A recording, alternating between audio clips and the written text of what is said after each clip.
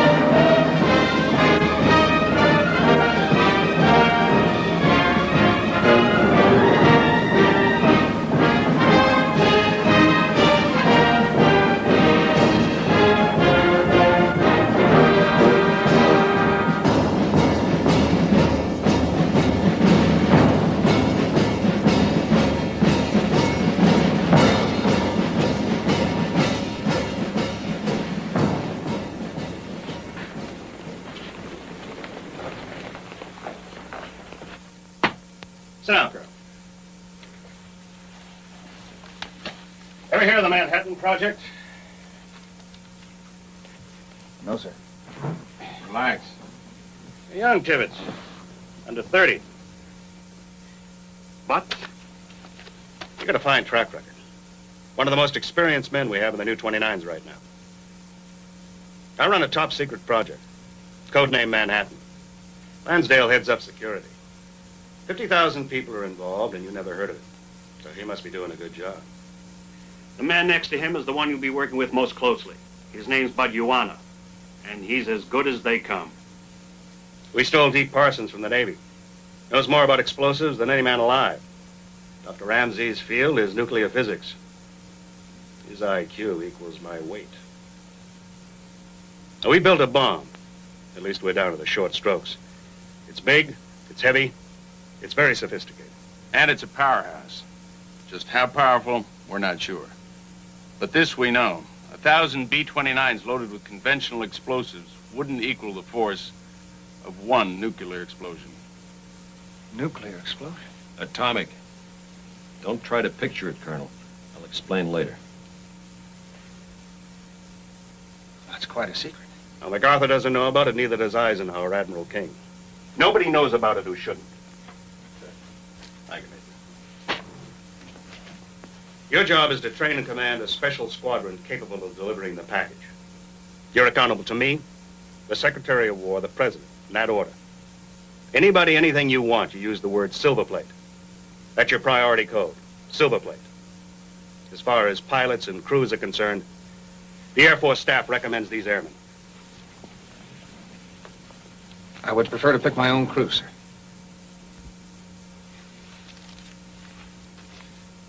Okay. Get going. Try N for navigator. No. It starts with a V. Van Kirk. That's right. There you go.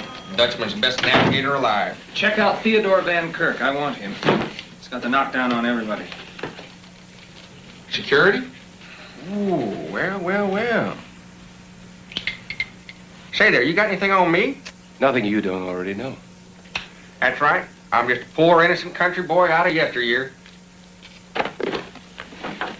You are a wheeler-dealer, Farabee, and I mean that in the most unkind sense of the word. You remember North Africa? Operation Chicken? Oh, now wait. You talking about the time I roasted a chicken over an open fire in a B-17? I was referring to the great egg caper. You sold a B-17, which really wasn't yours to sell, to an Arab for a daily delivery of eggs. But you see, we needed those eggs. Oh, yeah. Not a one of us in the crew wasn't suffering from beriberi or some other dreaded disease. Sure.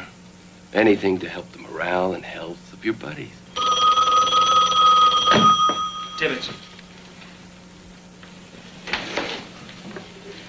You want it? Yep. All right. Thanks. We located Bob Lewis. Are you sure you still want him? Sure as God made bad apples. Okay. But he makes Farabee here look like Shirley Temple.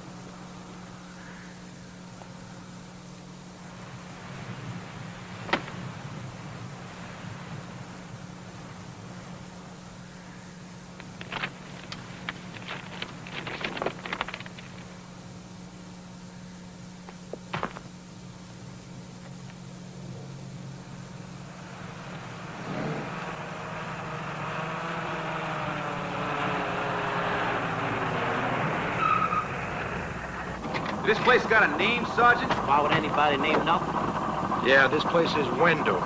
What, Wendover Desert? Well, where's the town? Where's the people? Where's Wendover?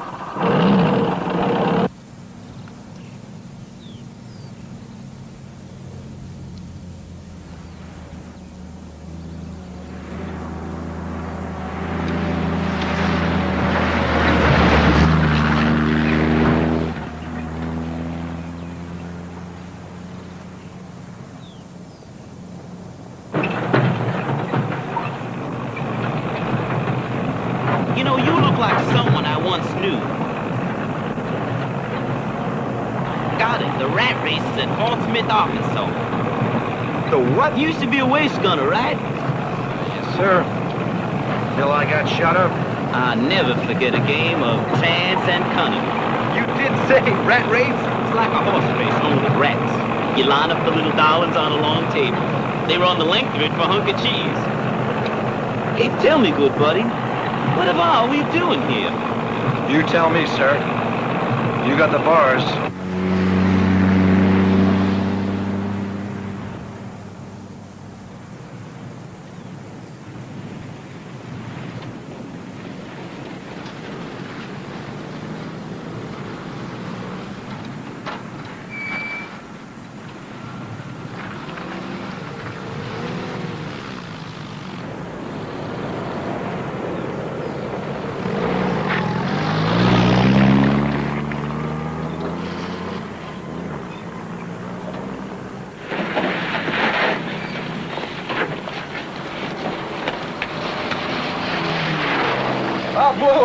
What an unpleasant surprise. Sweeney, walked off. Hey, Buck. You seen Paul Tibbets? Not in a month. All I got was proceed immediately to this garden spot at the university. You expect me to believe that? You've been his fair-haired boy on 2 continents. It's the revolving truth. What about you, Lieutenant? My name's Jake Beezer, electronics. I think what we're doing here is pretty obvious. Yeah, well, clue us in, Lieutenant. We're all ears. We're going to Europe. Reassignment to the 8th Air Force. What makes you so sure? There's this friend of my father's who's a brigadier in personnel. Well, I asked him for the 8th because I got this thing about Nazis. They're making lampshades out of my relatives, so I figure I owe them. So if that's where I'm going and you guys are here, I figure Europe's the destination. I don't mean to be oppositional, Good word, Sweeney. but I kind of fear a defect in your logic. How's that? Because nobody, but I mean nobody in the history of flight, ever staged for Europe in Utah. All right. Get down on all fours here and attack the problem from another angle. Now, outside of him, we're all in B-29s, right? All hot shots, except me. What modesty. No, I'm a super hot shot. The thing is, has anybody so much as seen a B-29 around here? So maybe they're cooking up something new for us.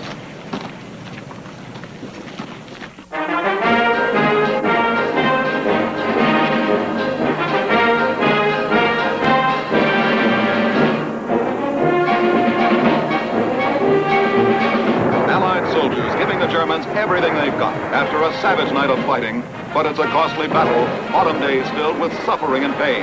These are the men we must not fail. As the eyes of the world turn to the Pacific, the pilots and crews of American bombers carry the mail over Japanese-held islands with monotonous regularity. American wings regaining the Pacific and clearing the skyway to Japan.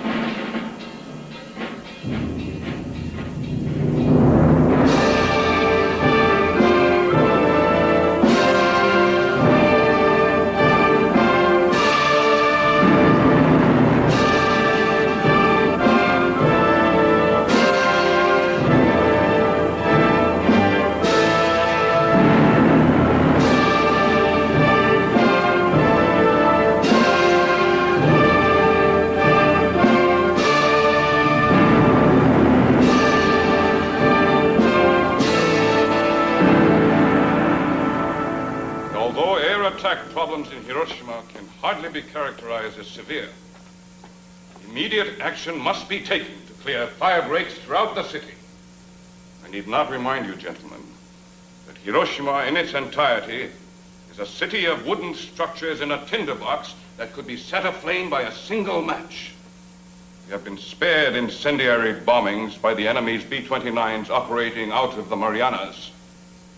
But it is only a question of time before the Americans recognize that we are a city of millions, a gigantic munitions factory dedicated to the imperial war effort. America is an industrial, a technological country, emphasizing the power of machines on which they depend for arms and materiel. We, on the other hand, believe that people win wars. And here in Hiroshima, every man, woman, and child is a warrior. And so long as people win wars, ours is the inevitable victory. Mr. Smith!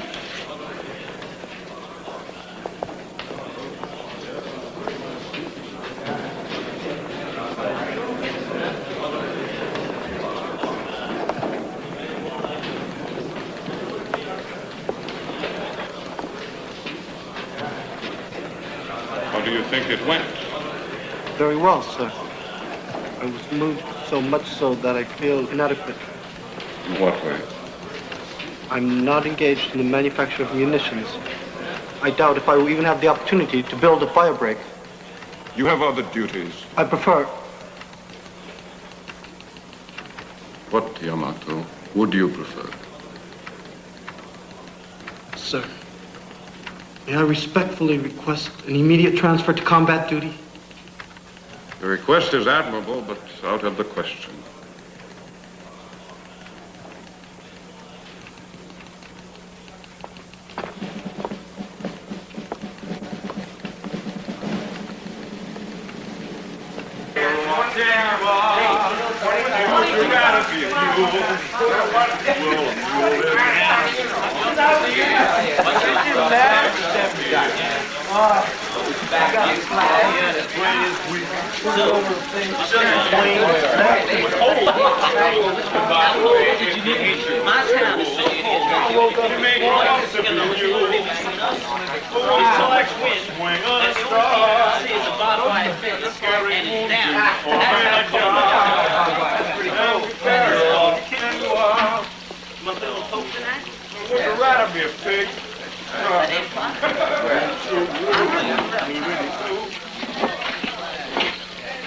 Louis. Yeah. You know what? It's the third straight day that guy's been bivouacked in a cage. Well, maybe he likes it in there. Ain't no accounting for taste. He's got problems. We all got problems. But if he's a plumber, I'm Albert Einstein. If maybe he's a Nazi spy? What do we do? Make what you call a citizen's arrest here. As soon as I'm done brushing my teeth. What do we do? Rip off his plumber's wings? I mean, what?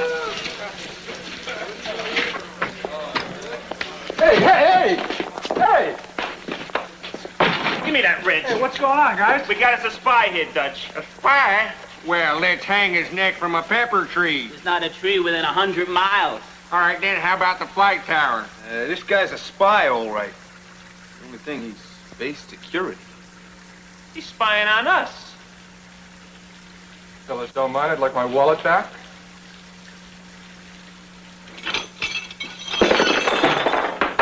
I could use this wrench. Nice pair of pliers. All 509 personnel, fallout 10 minutes, tech area C. 509, fallout 10 minutes, tech area C. Hey! Hey, my tool! Hey!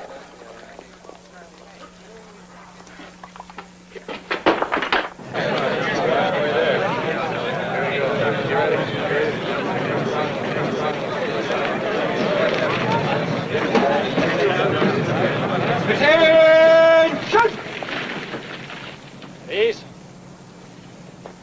My name is Paul Tibbets. Some of you know me. Some of you don't. I know enough about each and every one of you to have selected you personally for a very special, extremely sensitive project. Those of you who can cut it will be going overseas on a mission that could end the war. And that is all you need to know for now. Do not talk to anyone about what goes on here. Just do your jobs. We'll get along fine. Regarding wives, relatives, girlfriends, nobody is to be told anything about Wendover.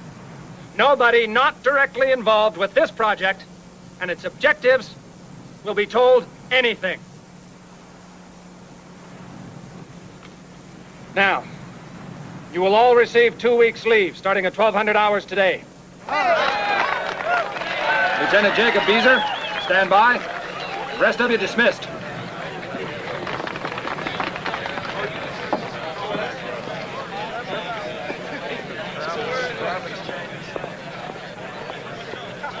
Lieutenant Jacob Beezer reporting as ordered, sir. Furlough does not apply to you, Beezer. You remain on base. Yes, sir.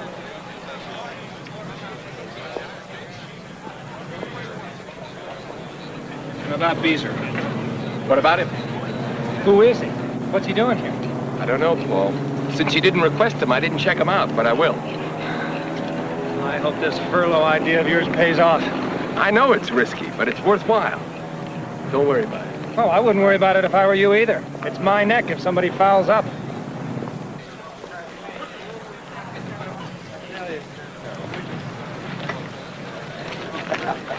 Hey!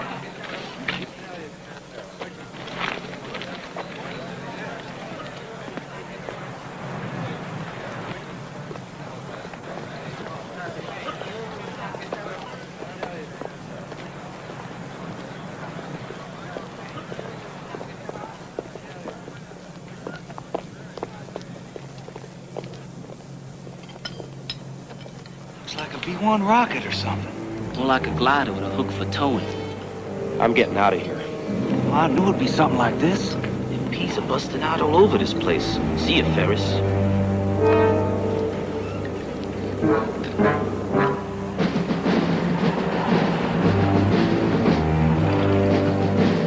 Thank you, Lieutenant. Beezer.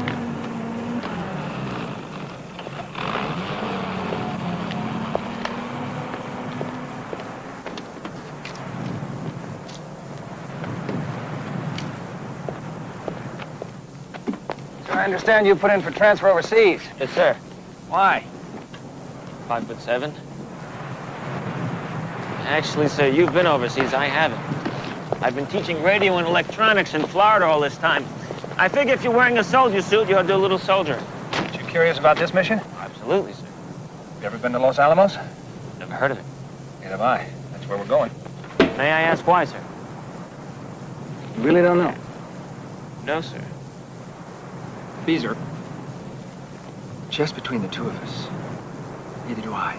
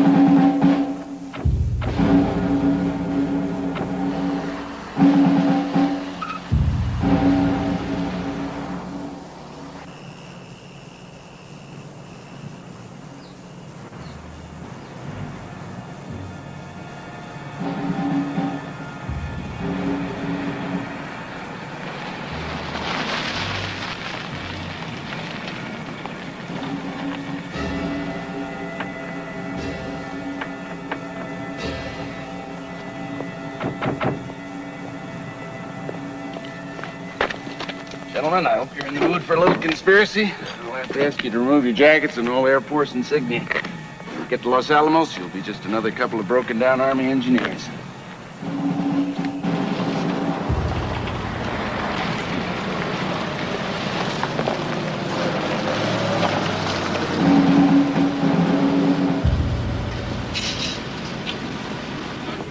Have your clearance. Thanks. Mind you of anything? Wind over. Only more so. It's remote here, but not just for security reasons. If our experiment should produce any, a premature explosion, there's no civilian population within miles.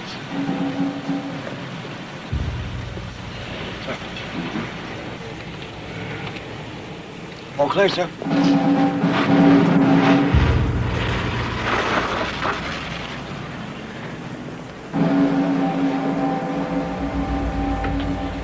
Happy to meet you, Paul. Your reputation as a pilot is considerable. And Jacob. It's a pleasure to meet a distinguished engineer from Johns Hopkins. I'm sure we have many friends in common. Thank you, sir. It's nice of you to say so. Well, where to begin? Professor, wherever you begin, if you don't mind, do it slowly. My background in nuclear physics is limited. It's really quite simple. Actually, it comes down to this. We're delving into an unknown world. We're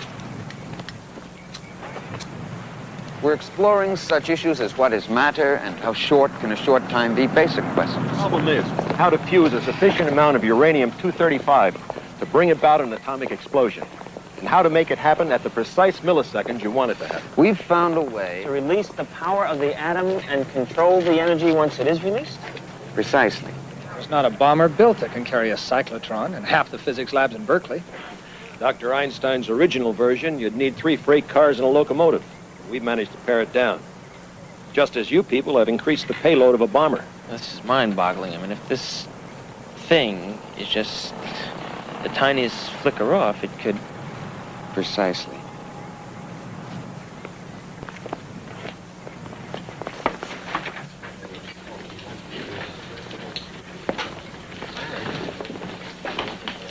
So, we experiment. We test the theory of critical mass. We take a bit of donut-shaped uranium and place it in a little gadget, the guillotine we call it. A second piece of uranium, plunging through the hole, brings both pieces close to critical mass. If both pieces were to achieve critical mass, a chain reaction, an atomic explosion. It's a most dangerous game. We call it twisting the dragon's tail. What we have to do now is bring both pieces together over the target in the form of a bomb.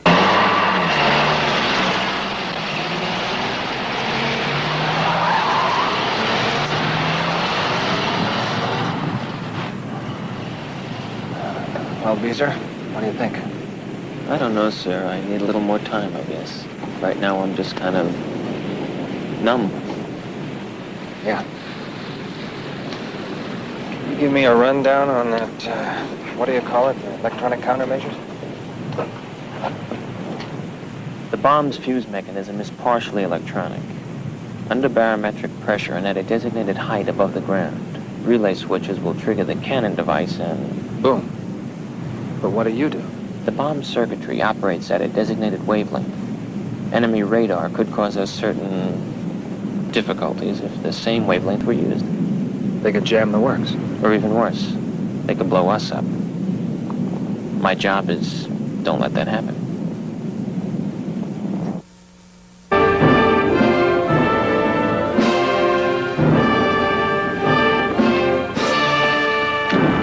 Lieutenant D'Amato.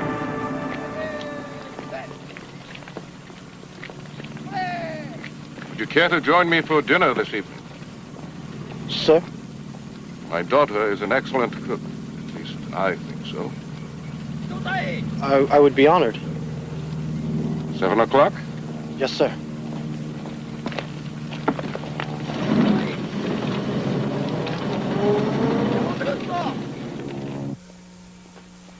It has been said that Roosevelt's mother is a prisoner in Hiroshima. That is why we have never been attacked. More likely the gods favor our city. Although I've heard that MacArthur's mother is from Hiroshima. She ordered her son to spare us. In that case, perhaps we might spare San Francisco. My late wife had relatives there. No member of my family has ever left Japan. I know. I'm aware of your family and its proud tradition of service to the Emperor. Thank you, sir. Have you thought seriously about your future in other areas? In what sense, sir? About the possibility of marrying my daughter? I would be deeply honored. I am the one who is honored, General. I shall write to my family immediately. May the gods speed their favorable reply.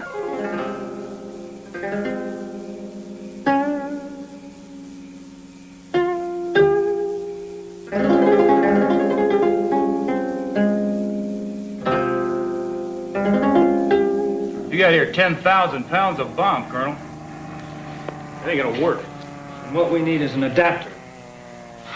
My guys could build it, but that ain't all we need. What we need is a release mechanism to drop it. All right, working around the clock. How long will it take you? Well, I guess we calculate a month. I don't have a mother.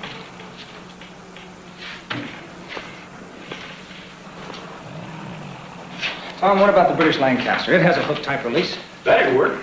Trouble is, how do we get it? What I mean to say is sometimes we and our stalwart allies don't seem to see eye to eye. No sweat. Use a magic word. Silver plate. Lieutenant Ferris, sir. Colonel Tibbs wants you on the double. Me? Sure, he said Ferris, not Lewis. F is in fast, sir. Yeah, I got the picture, Corporal. I would get your tanning crew's giving me my own bird. Ain't that dazzling in its purity? Me, an airplane commander. And here comes the delivery now. Wow. Look at that big beautiful man. Wow, look at that.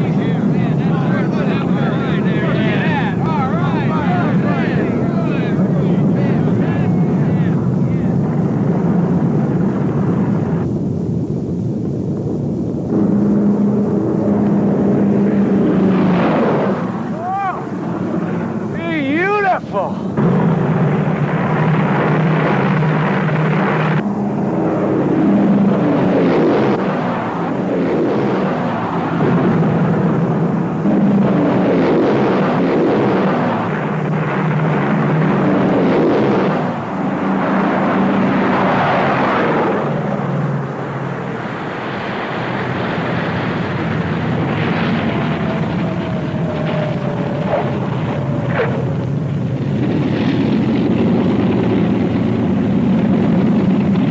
Never said a word. Not a mutter. Colonel, I swear on my mother's grave. Your mother is alive and in the bloom of health. It's an expression. You were in this cave. Near the Chicago Loop. You were standing next to a priest. Priest? Hey, I never even saw a priest in Chicago. You seem a bit confused, Lieutenant. Wasn't it in a bar about 3 o'clock in the afternoon? You held a shot of the goodness up. To watch the light dance in it, you said, and you told the good father about a certain rocket, and how it would blow old Hitler right down the stack to hell. Don't you remember how the good father reacted to that word, sir? This is entrapment. Now, you know I'm a Catholic. And when a priest turns to me looking for a word of reassurance about the war, now, is that such a big deal? That rocket you saw out there is nothing but plywood and paint. It's a phony. You had to shoot your mouth off about it. You blew it. An hour to pack. You're being transferred to ground duty in Alaska. Duty, any mention of this incident or other matters concerning this base, and you'll be subjected to an immediate court-martial.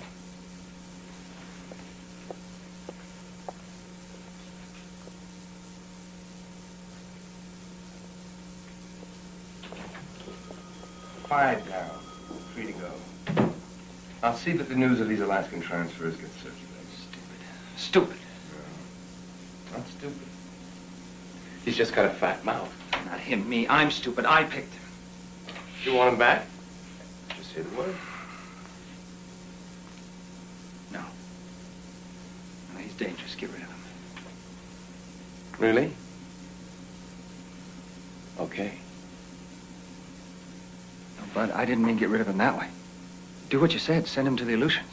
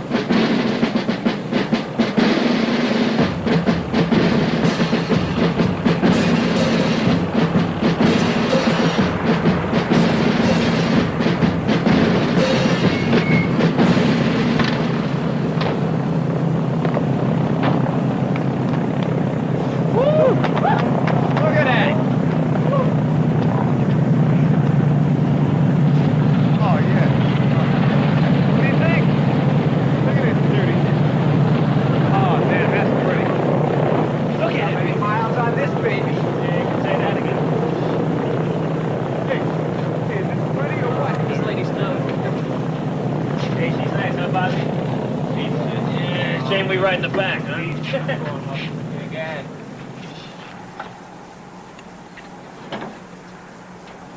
Can I help you?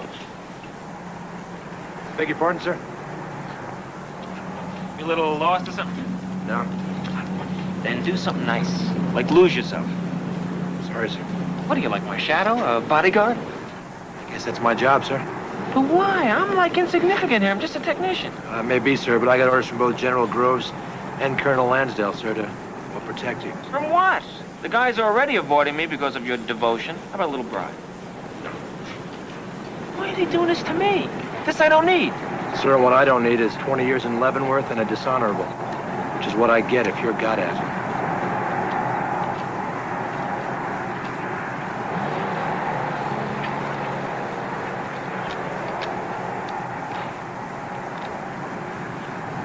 Whoa, whoa. What's that mean? Got it. Hey, why does Beezer need protection? Who'd want to empty his pointed head?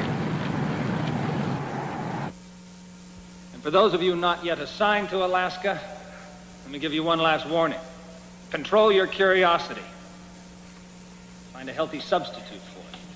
I admit that's not easy in a place like this. We have all the warmth and comfort of Alcatraz. But maybe we can be of some assistance. Those of you that are married will, as of this date, be permitted to send for your wives. But what about the rest of us? I could use a ball and chain here. There's a war on. Sacrifices have to be made. All right, come on. Temper your tantrums. I'm going to get back to business. This exercise is going to be carried out by the book. Everything you do is going to be photographed. So you screw up, you boys are going to be in pictures. But there won't be any screw-ups. A single bomb filled with a ballast of 9,000 pounds will be dropped in a 700-foot circle on the northern lip of the target area. Once the bomb is dropped, you will execute a 155-degree diving turn to the right. Now, some of you are probably thinking, why not to the left? That's because we need all the help we can get, even from the torque of the engines. Get the hell out of there as fast as possible. You guys having fun back there? A lot of fun, Louis. You go to hell for pleasure. Hey, hotshot. Stay alive for a rail. It's like a roller coaster. Yeah, the Coney Island special. Now, Louis, don't get cute.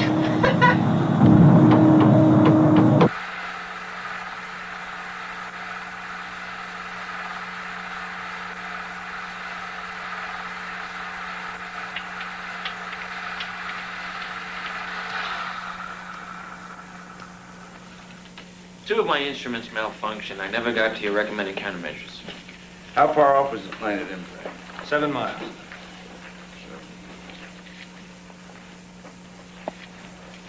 Doctor? Dangerous. And the plane could disintegrate. Understand, I'm not faulting your maneuver or the pilot, but, Too close to the stove, Colonel.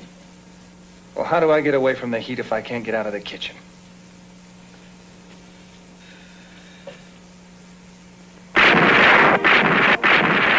This was the Western Front in the last bitter weeks of the winter of 1944.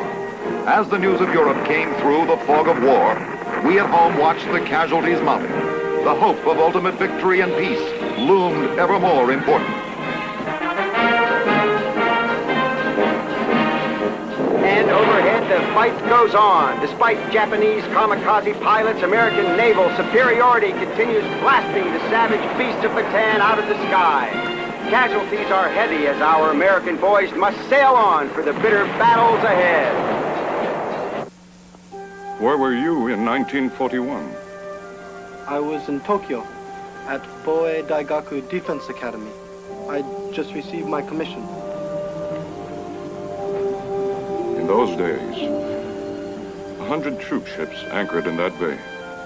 There's no space in the harbor for them to berth. Philippines, Singapore, New Guinea, China. We held all Asia in the palm of our hand, just as the gods held the 12 precincts of heaven.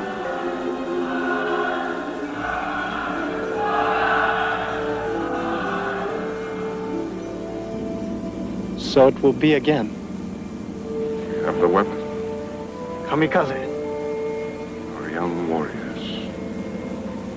Just as centuries ago the gods destroyed our enemies in a great typhoon, so our young men will be the typhoon of tomorrow. Devastating, indomitable.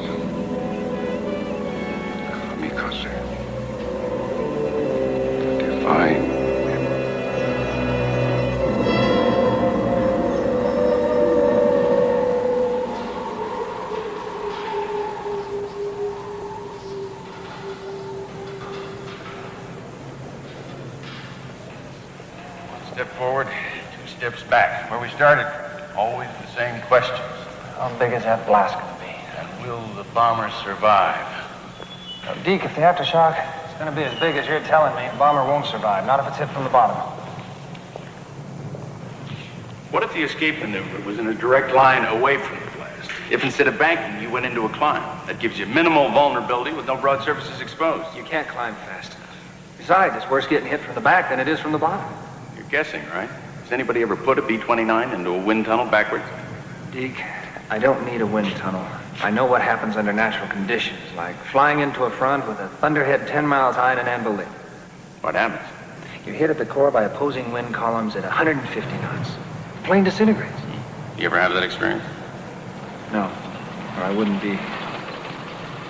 This piece of wreckage we found after something like that, and that's 6 planes, mind you, was a chunk about yay big. Hey, Paul! Yes, Bob. Found you. Been looking all over. Come on. Bob, I can't make it. What do you mean you can't make it? Oh, Colonel, I'd like to introduce Lieutenant Beatrice Lubin. Colonel? Paul and I room together for more than a year. I'd give my right arm for each other. She has changed my life. Splendid. Look, I'd really like to come, but... Come on, Paul. You said you'd meet me for a drink at the club. Then you'll have to start without me. You'd be over later? Clemmy, Paul, we haven't had any time together since you got here.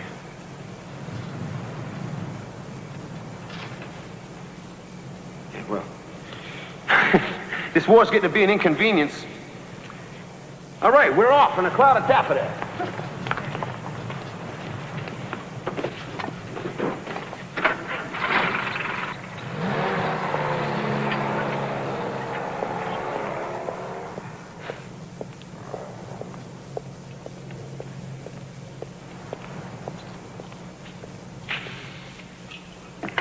Got to be a logical solution.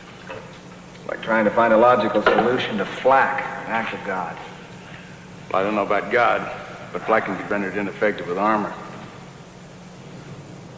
Deke, I tested the B-29 on its vulnerability to attack from Japanese Zeros. Now I use P-47 because it's like a Zero. But I stripped her of all her armor and I lost that 47. What altitude? 34,000 feet. I went to 38 like I was shot from a gun. I left it a mile below me. If you can outrun and outclimb a P-47, maybe you can outrun the aftershock. Let's strip her down. Armor and gun. See if it spells mother. When are you going to run the test? Tomorrow morning. Break out the crew. We'll work all night. Paul, you're flirting with the Purple Heart. Your wife arrives tomorrow. Crew Chief Sergeant Carty speaking. Hello?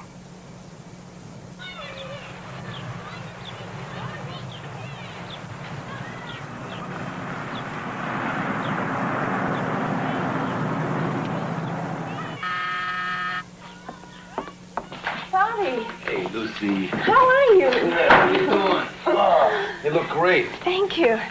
So where's my husband? He's busy. Busy? Yeah. Doing what? Running some kind of test. He'll tell you.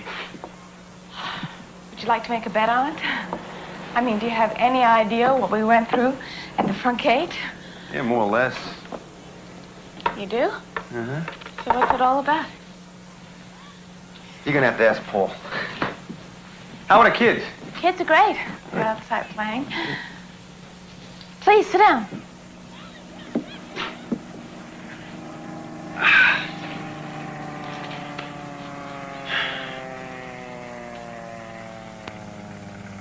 You've changed.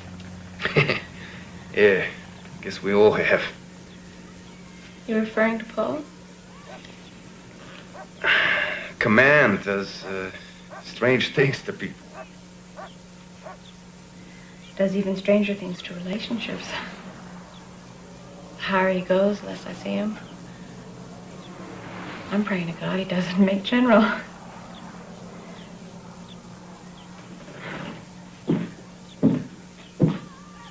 Don't worry, I'm not going to cry or anything. I just have these funny tear ducts. I think it's because I'm allergic to deserts. 5 moves in 6 years. It is the first time he hasn't met me, though.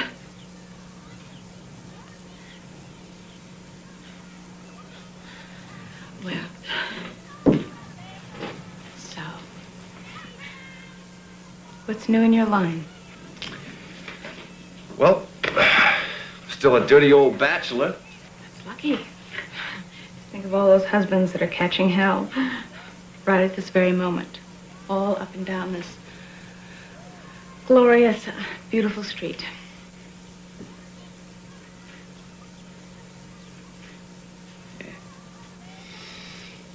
Well, better get going.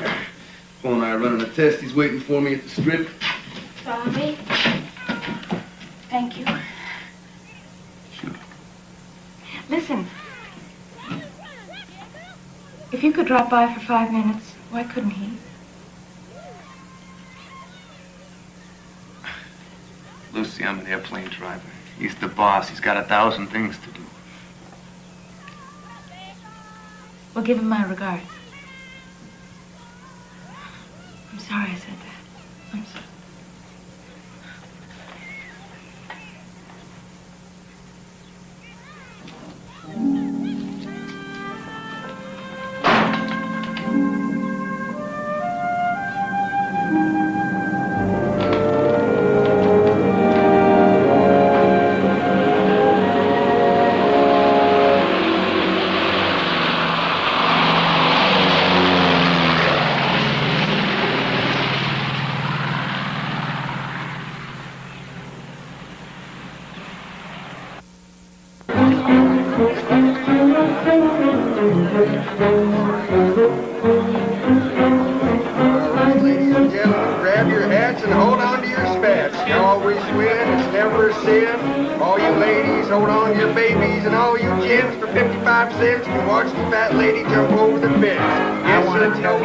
Place was sheer eating.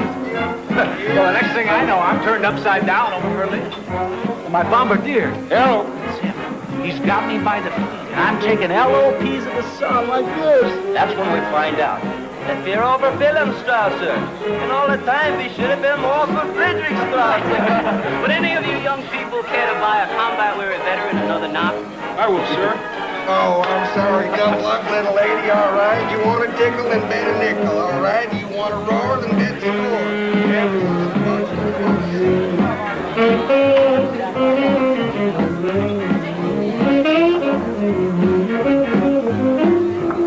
And then there was this time when we were out of. What's out of? OUD out of. Out of oxygen, out of gas, out of scotch, out of women. Out of control.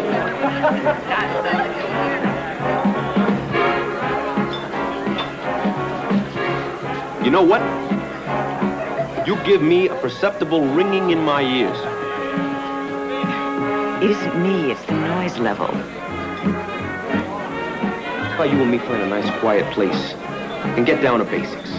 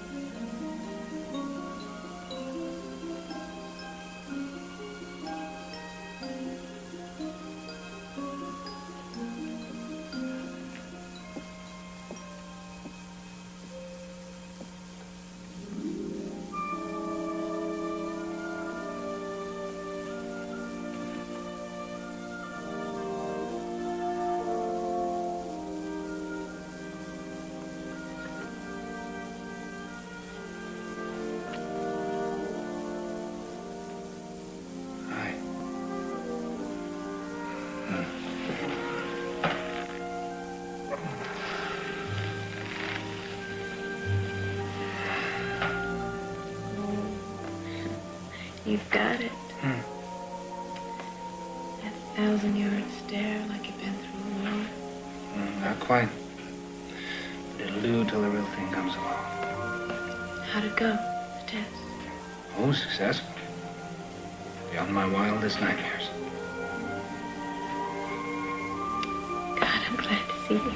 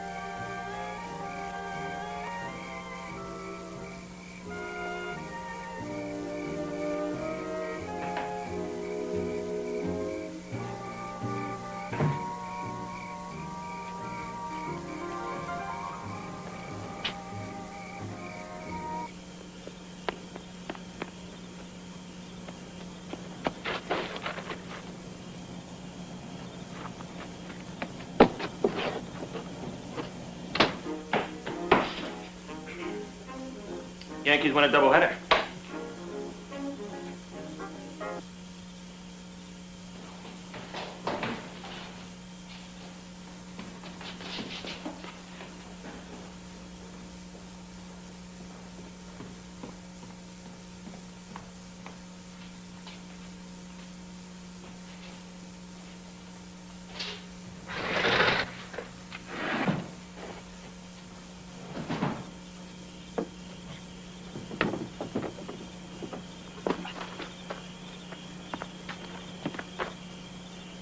Evening, Lieutenant. All right, I surrender. My name is Lieutenant Jacob Beezer, 0623722511, and that's all I'm required to tell you according to the Geneva Convention. Please, handcuffs, no blindfold.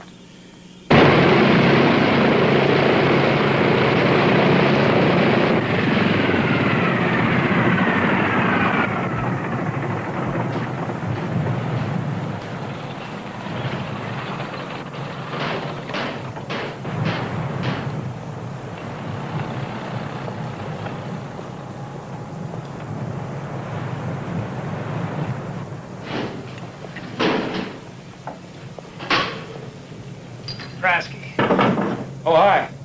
We had some lock nut slippage, but I think I got it fixed. Stephen Kraske. Is that your real name? Oh, it has been, Colonel. Although it's been like Americanized. You know, Polish names, they sound like a throat disease. Apparently the judge had no trouble in pronouncing it. Judge? April 5, 1940, Toledo, Ohio, you killed a night watchman. 2 years in Pontiac before you escaped. It's all there. Your police records, transcripts of the trial, everything. Guess you might say I've got a problem. Come on, Kraske, I've got a problem. I need you. You're good at your job. Sorry to let you down. Well, you haven't. Not yet. This file is the only copy of your pre-war record. You play straight with me, it stays in the squadron safe. Japan throws in the towel, I'll give it back to you. Personally throw in a book of matches. Thank you, sir. Get to work. You've still got to meet 2 men convicted of manslaughter. And a couple of 3 fugitives the FBI can't seem to locate. What is he doing here? Now, wait a minute, Paul. You wanted the best. These guys are professionals. They found a home, a place to hide. They got forged papers and false identities. Like Kraske. Well, that's some option, isn't it? We get rid of Kraske because he killed a man.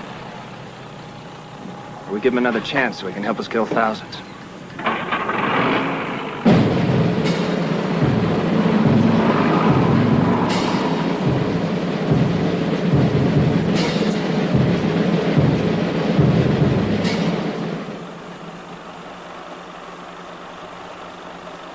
All right, that's enough. Lights, please. Gentlemen, these bombing records are not satisfactory. I repeat, not satisfactory. Now, by all procedural standards, they're fairly good, but they are not good enough. Now, you've all been around here long enough to know what I want, what I demand, and you better give it to me. or I'm going to give you the whitest Christmas you ever dreamed of. I'm glad you're amused, Louis. I'm sure you're going to find it even funnier when you're mushing a dog team somewhere on the outskirts of Nome. Now we're going to take it again, step by step from the top.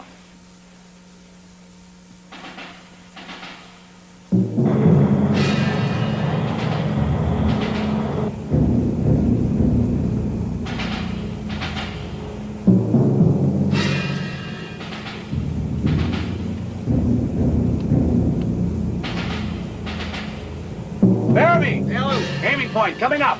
Thank you, Dutch.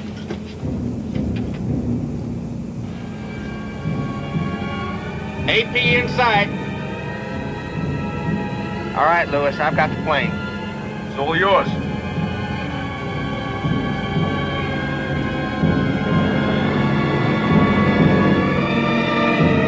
Bomb away.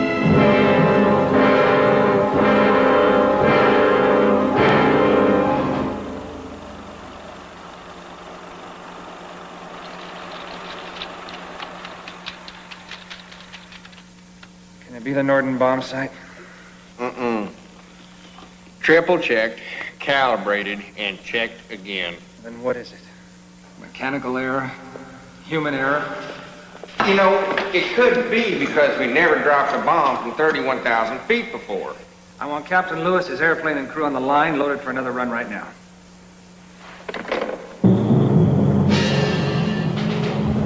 Exactly the way you dropped the last one.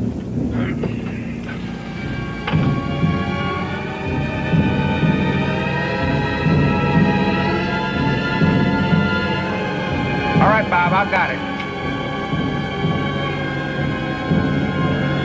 Approaching AP. That's it. Bomb away. That's it. That's what? Woo! Hang out the Gold Star, muddy you boys in the Army Air Corps. Louis, save your lousy comedy for the Officers Club. Tom, you moved. Your head, your whole body, everything. Oh, Paul, maybe an inch, less than an inch. Yeah, but at 30,000 feet, that inch is worth 500 feet off target. Well, I'm sorry, but I can't sight and freeze and work the bomb sight at the same time. Nobody can. What you need, suppose you had a headrest, something to put your head against so you couldn't move.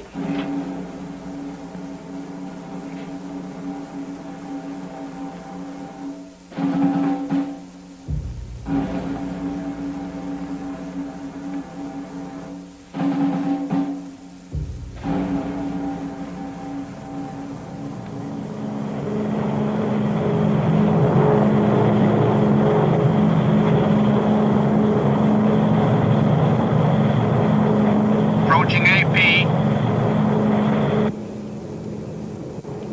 Approaching.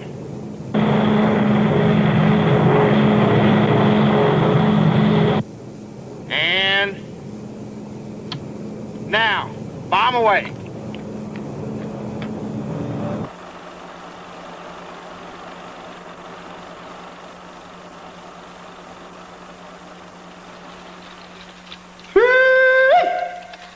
Done and done.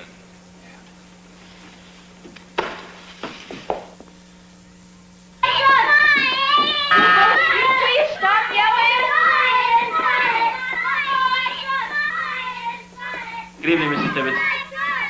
Lieutenant, I can't thank you enough for doing this for me. This is Sergeant Crawford who's going to help me watch your children. Good evening, Ralph. Pleased to meet you.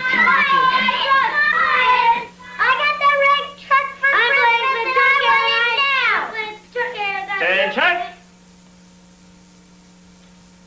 Sergeant, would you take over, please? Excuse me, ma'am. All right, men, stand at ease. Is all this horse frocking necessary? Prepare to evacuate the area. About face. Forward. March! Up! Up! Up! Up! Up! Up! Well, Lieutenant, you're exactly what the doctor ordered. Oh, I just hope you and the Colonel have a good time. Let me get that. Tibbetts residence? Yes, I believe he is. Mask? One second. General Groves. Yes, sir. Sir, I filled you in up till 1800 hours tonight. If one of your wheels needs a briefing, I respectfully suggest you fill him in. Then I can... Yes, sir. Yes, sir, loud and clear. Sir. They're warming up a P-47 for you. Destination Washington. I wasn't told why, but... I was. Honey, Oh, it's all right. I wouldn't dare ask what it's all about.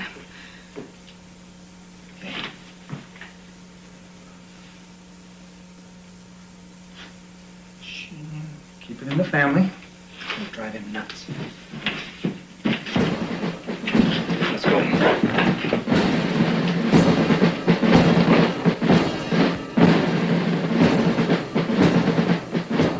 Good morning, gentlemen. Mr. President. Be seated. Mr. President. Alexander. Gentlemen, I have here a letter delivered to me personally by my good friend Alexander Sachs. Alexander? Sir. The letter is signed by most of the scientists working on the bomb, including Albert Einstein. It is an expression of deep moral concern. They are opposed to our using the bomb. One moment, Alexander. Perhaps Colonel Tibbets should share our thoughts on the subject. I'd like to share his. Colonel. May I present Mr. Sachs, sir, Secretary of War Stimson, and I believe you know General Arnold and General Groves. Yes, sir. Thank you, sir. Go ahead, Alexander. The people at Los Alamos believe that the enemy can be beaten by conventional weapons. Were we the first to use the bomb, we might face a court of international inquiry in Geneva. Inquiry? Into what? What might be interpreted as an act of barbarism. Barbarism? If Germany had had the bomb, would she have used it? Would Japan? I'm speaking of our responsibility, not theirs. Well, the scientists haven't threatened to walk off the job, have they? No, sir, but the heat's on. Meanwhile, our losses keep mounting. Alexander, can your people offer a positive solution to this problem? Yes, sir. After a successful test is run on the bomb, we could arrange for a demonstration before a body of allied and neutral scientists with representatives of the major religious faiths. What would you have them do then? Vote on the issue? Now, every day our casualties are mounting. In the battle for the city of Naha in Okinawa, our army lost over 5,000 men every day. Now, your people, would they like to demonstrate about that? We would like to publish a warning to be sent out to the enemy that the bomb would be dropped in a specified area after allowing sufficient time for the evacuation of human and animal life. Oh, for God's sake. Anything else, Alexander? Just this, sir. An ultimatum would then be issued to our enemies demanding immediate surrender. Failure to comply with this would subject them to atomic annihilation. You mean we let them know 24 hours in advance, and the whole world will be watching? Exactly, sir. Watching our airplane carrying the bomb.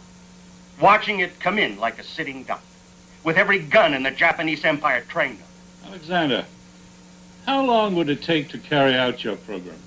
About 4 months, sir. Colonel, how do you feel about it? What are your moral convictions? Very strong, sir. Mr. Sachs would like 4 months to carry out his program. With Americans dying every day, I feel, Mr. President, that we're morally bound to end this war as soon as possible, using every weapon at our disposal.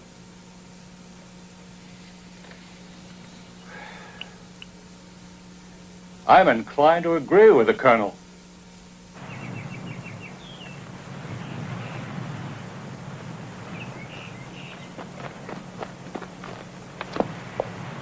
Tatsuo, Yes, it is a wondrous flight. Thank you.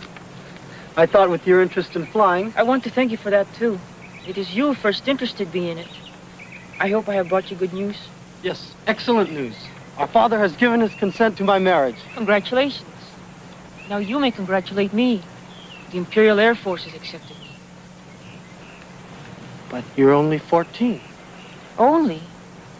You weren't much older when you took the sacred oath. Tatsuo, I want you to be proud of me, as I am proud of you. But there'll be time enough. There's never time enough. Our country needs all of us. Now.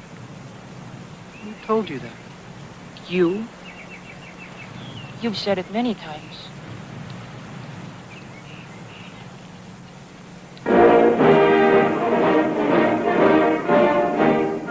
The story of Yanks in retreat before the surprise enemy assault that shocked all America.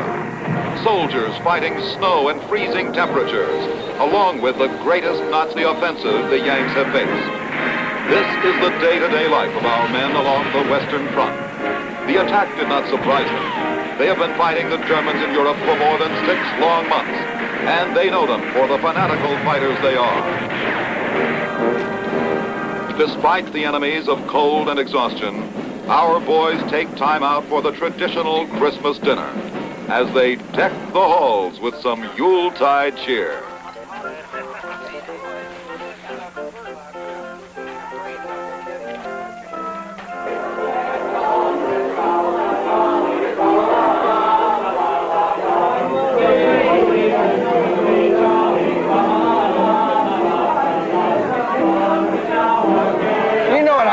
Christmas, a pair of slightly loaded dice.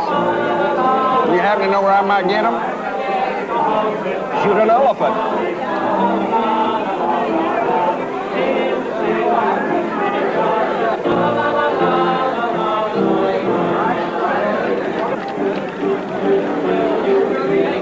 Evening, gents.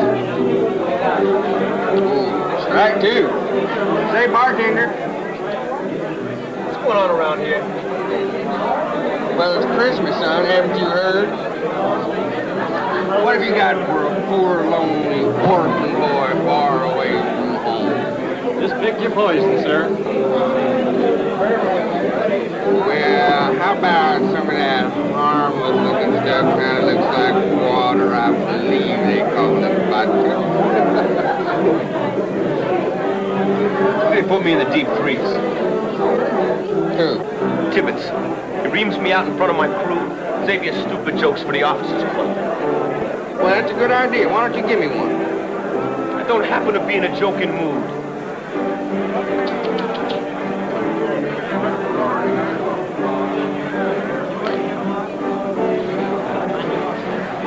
Merry Christmas, Captain. You think you got trouble? I got a 3-day pass. I got a girl in Newark waiting to be my bride. You complaining, man? You got everything. What I don't have is transportation. So grab yourself an airplane. Who's gonna fly it? I'm in maintenance.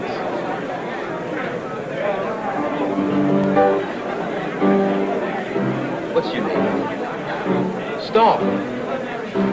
Captain Stahl. You're lucky. How do you figure that? You're lucky you bumped into me. Stick with me, kid. You'll never be one. Wait right there.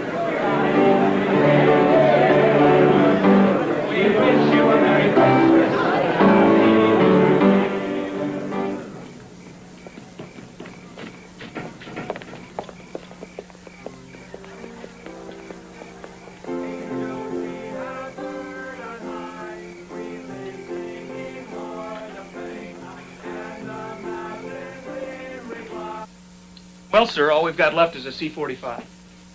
Sign me up. May I see your pass and priority, please, Captain? Silver plate. Yes, sir. Destination. Newark. Okay. Let's hang up stockings. All right, guys. That's me. There you go. And one for you, and I'll just...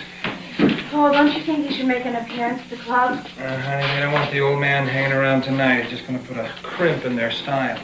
Well, don't you want to make a fuss over them and, vice versa? But what I don't want is to have eggnog spilled all over my shoes on Christmas Eve. And besides, I want to spend time with my family. Well, they're your family, too. Daddy, now read to us. Merry Christmas. Come on. Okay, this one, huh? Up. Okay. Ready? Right from the beginning. Here we go. 'Twas the night before Christmas. And off through the house. I don't believe a word of this. Wait a minute. What do we owe this little bit of cynicism? I don't believe in the part about the old man flying over the rooftops. Uh-huh. All right. Suppose you think of Santa's sled, like this, as a real sophisticated airfoil, okay? And the reindeer are like thrust, like the engines on my B-29. Now, by utilizing your thrust, by revving them up, making the engines go faster, the reindeer, you know, go real fast, it pulls that airfoil through the air mass. And because the airfoil is contoured, it's larger and rounder on the top than it is on the bottom. The air travels faster over the top than it does on the bottom. That creates a partial vacuum. That's lift. Oh. Now, Daddy, read. 'Twas the night before Christmas, all through the house, not a creature was stirring. Not even a mouse. Not even a mouse. Silent night, holy night, all is calm, all is bright. Christmas always makes me sad.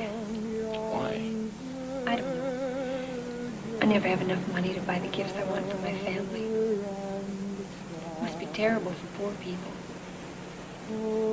Particularly the kids. I get maudlin thinking about it. Don't think about it. Think about something else. Some other time of year. Would you be my Valentine?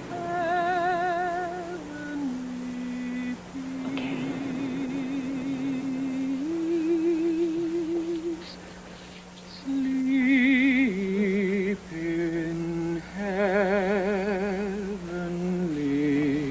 peace. Everybody. Silent night, holy night, all is Crawford, I got kind of a good thing going here. What I want to know is, you plan on watching? No. You're on your own, sir. Merry Christmas, Chuck. Lieutenant.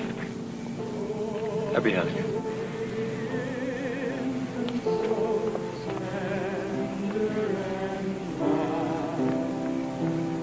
Sleep in heavenly peace.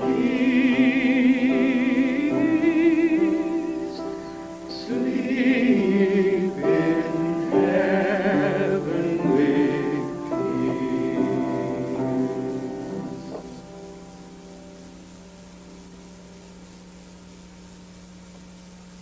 You took it upon yourself to countermand my orders that no flight personnel were to leave this base over Christmas. Your flight log. Flying through a blizzard. You expect me to control the weather? At an altitude of 100 feet. I had it drop down and follow the road lights. Didn't occur to you to use instruments. My compass was out, sir. Why did you land in a cornfield in Indiana? It was on the approach to the airstrip. Why didn't you use the airstrip? Because I was out of gas. It was one gorgeous piece of flying. Is that your considered opinion? I could prove it. Oh? I'm alive.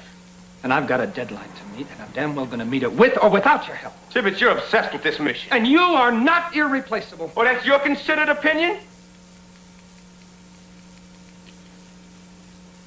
There's going to be a lot of talk on the base that I'm letting you off easy because of our friendship. Don't even start to believe it. Oh, come on, fool. You're dismissed.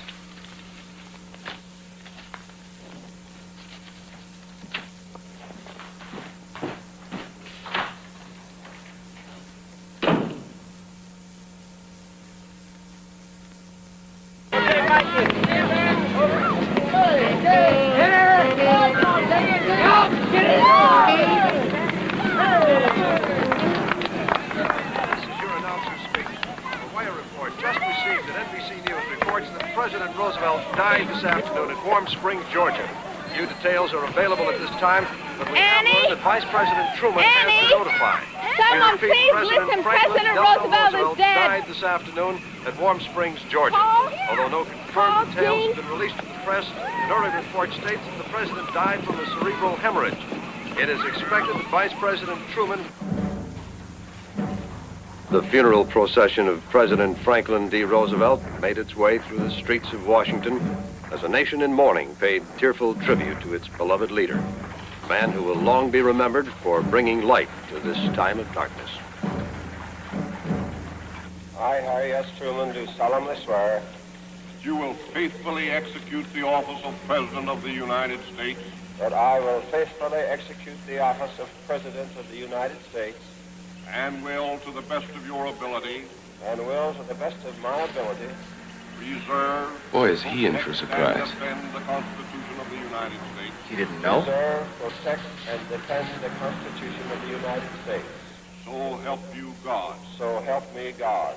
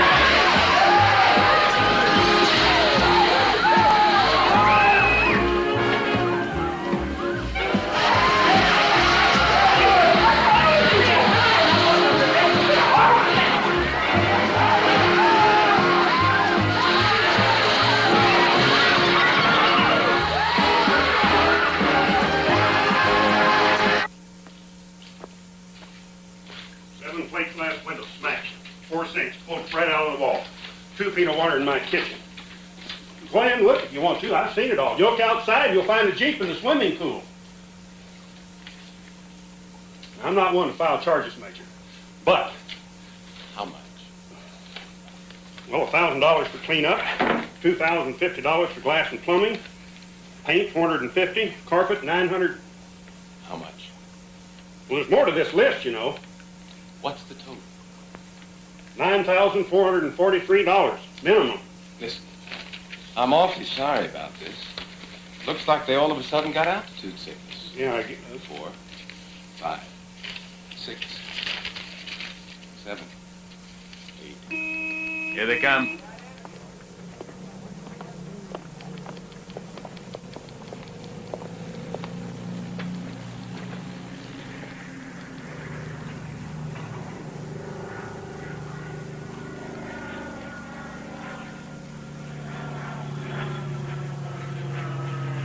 Like the Death March on Bataan.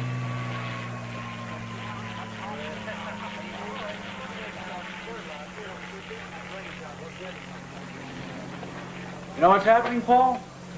You've got a stable full of overtrained fighters, and they're getting meaner every day. For weeks now, they've been ready for action. Oh, they're ready. The bomb's not. From here on, it's all downhill, and that's not good.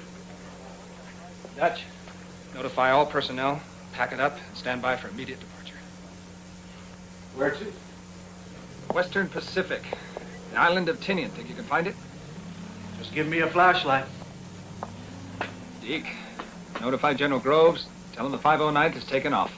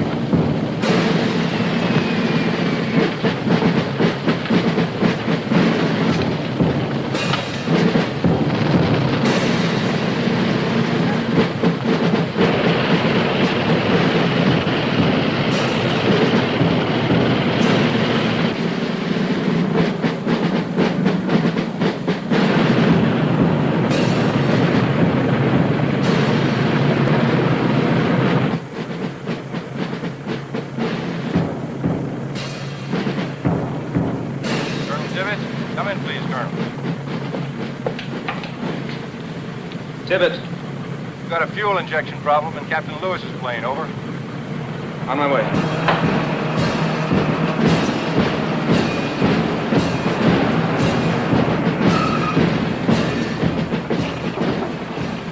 Got a sticky little situation with Crawford. Is it? He tried to stow away on Sweeney's airplane. Taking that bodyguard business a little serious, isn't he? That's not it. He was a waist gunner before he got shot up. Wants his job back.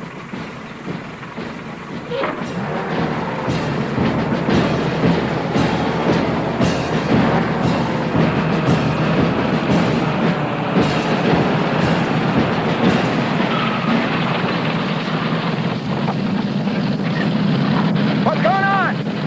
I think she's got a hold, Colonel.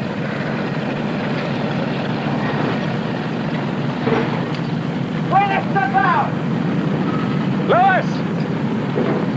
You're gonna be all right? It's a long haul over deep water. Like a duck going after a June bug. Good luck. Thanks, Paul. Keep in touch.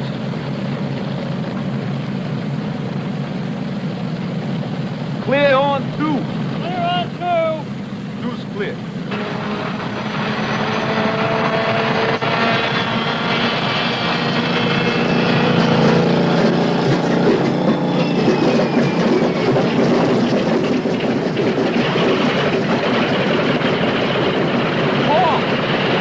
What about him? What are you waiting for? I beg your pardon, sir. Are you going to swim this thing in, or do you want to fly? No. Yeah.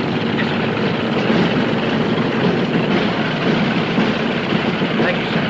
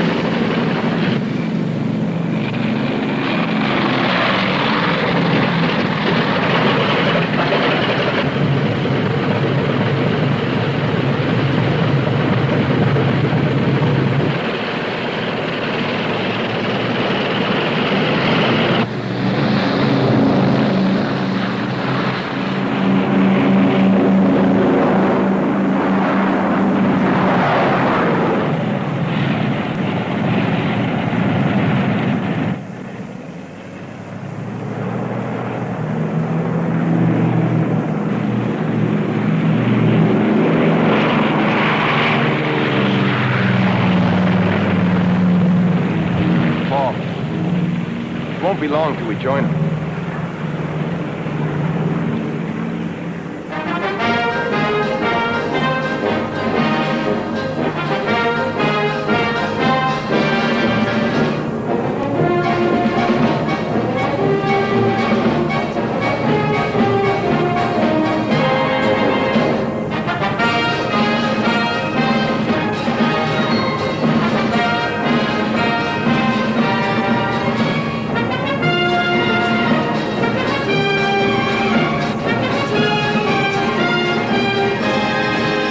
The 509th overseas? On whose authority? On mine, sir.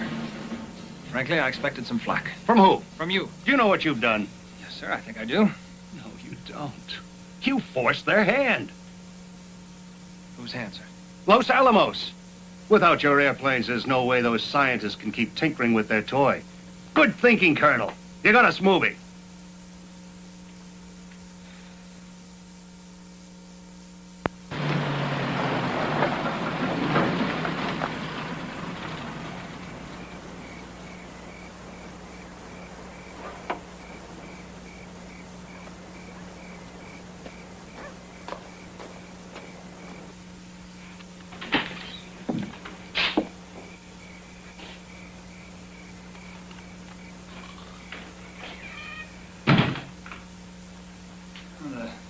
Silence in here is deafening. Where are the boys? They're over at Annie's. They're spending the night. Great. I think so. Why don't you take your shower? Yeah.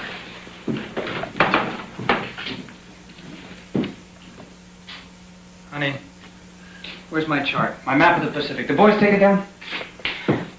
Oh, don't blame them. They were only playing Air Force. I don't want them fooling with my Listen, things. tomorrow I'll put it back up. Anyway, there's been a cessation of hostilities declared. I'm surprised you haven't heard about it. It was on the radio. Nobody tells me anything.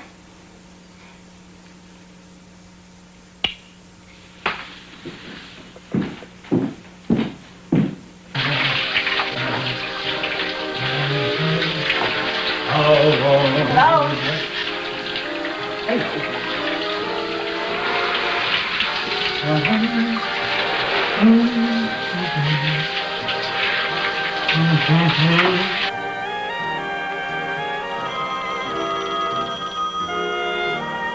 Honey, the phone! I don't hear a thing. Tell them I'll be right there. I won't tell them anything.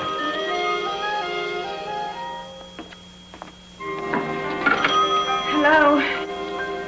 Yes? Well, I'm sorry. The Colonel is not available right now. Can I help you? I'm Mrs. Tibbetts. Well, you could give me the message. Yes, I know about security regulations. Tibbetts here. Yes, Lieutenant, that's their coded position. Just give it to me, I'll break it down here. Yes?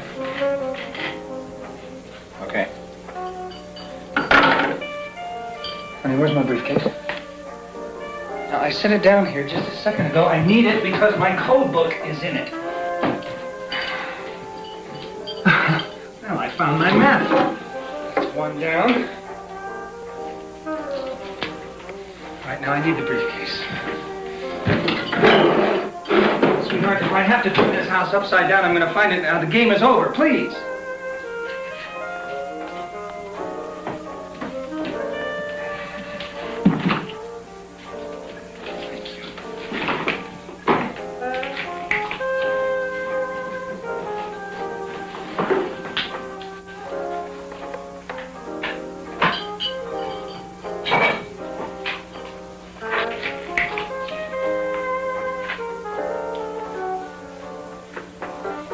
Everything's going to be all right, isn't it?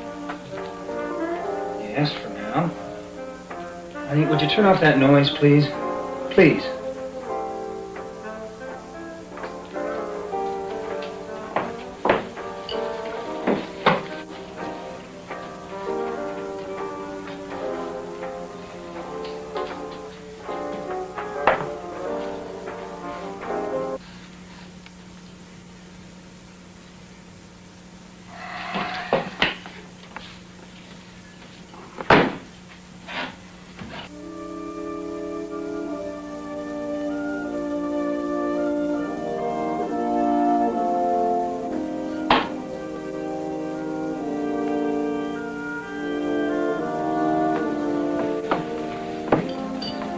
Lucy, I'm sorry. Don't, Paul. Don't apologize. I don't know how to compete with 16 shiny soup birds. I just don't know how.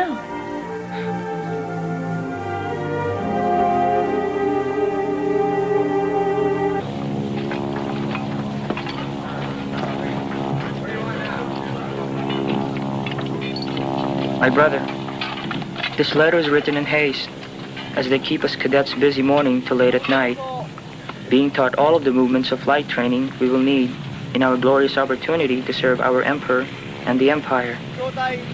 Of course, scarce gasoline and planes are not used at this stage of our training, but I know you'll be proud of me, as I am proud to be part of the great victories to come. Affectionately, your brother Keo. Town after town feels the fury of Allied artillery attack. Nazi rail lines and forts are utterly smashed as the attack roars on. 8 kilometers, nearly 5 miles, and still not a German shot has been fired. The great German defeat was on the way. In another section, our boys receive a surprise visit by General Eisenhower, known to all the G.I. Joes as Ike. The victorious Yanks carry the word the Hun is on the run, and the Allied drive was on.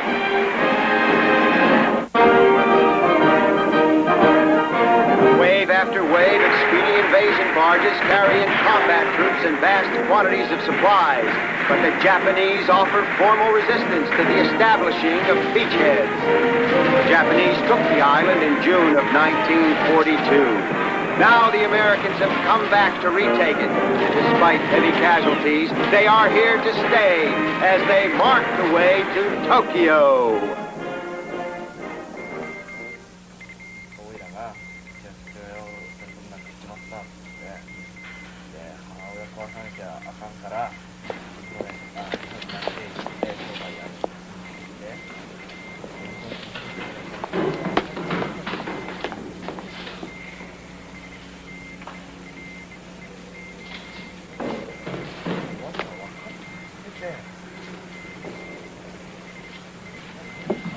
Gentlemen,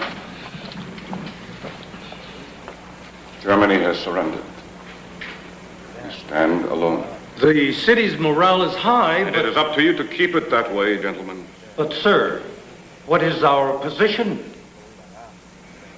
From the Goto Islands, south to the Osumi Peninsula, a series of interlocking defenses stretched back from the coast, layer upon layer, devised to inflict the utmost casualties to the Americans.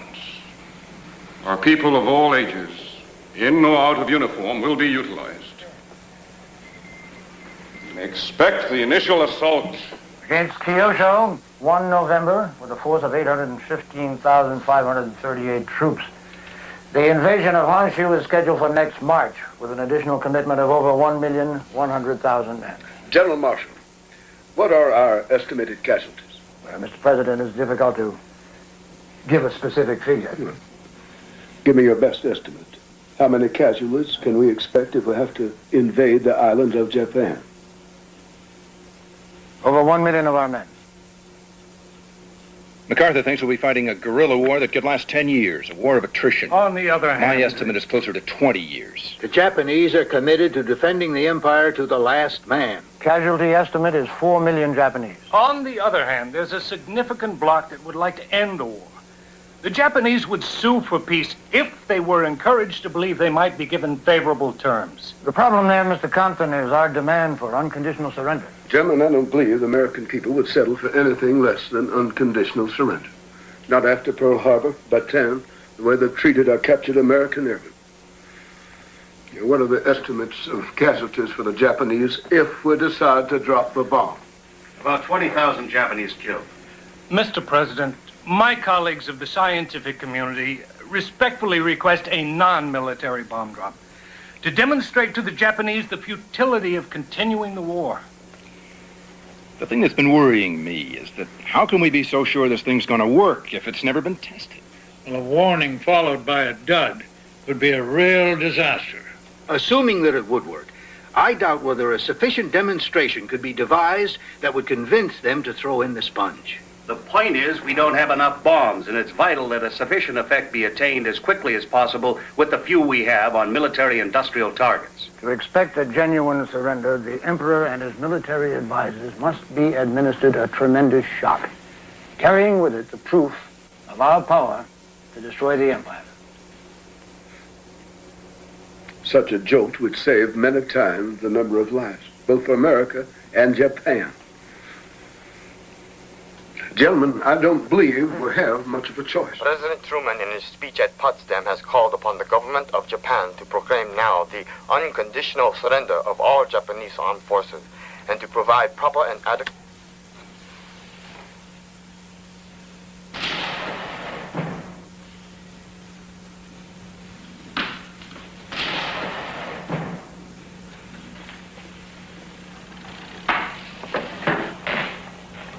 Sir, General Nagai is becoming impatient.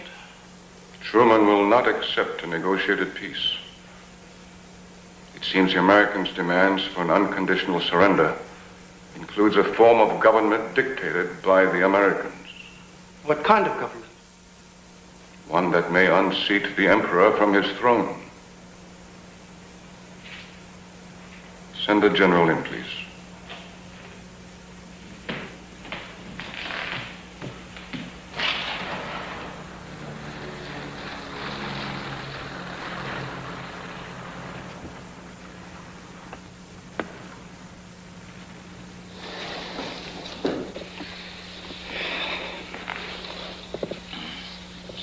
You have heard Truman's ultimatum. An extraordinary situation. Which calls for extraordinary measures, does it not? It can no longer be avoided. It seems we are pierced by the horns of a dilemma. On the one hand, we of the army must stand obedient to the Emperor's will. And on the other? I cannot see how the Americans' demands can be ignored. You've changed, sir. Reality makes believers of us all.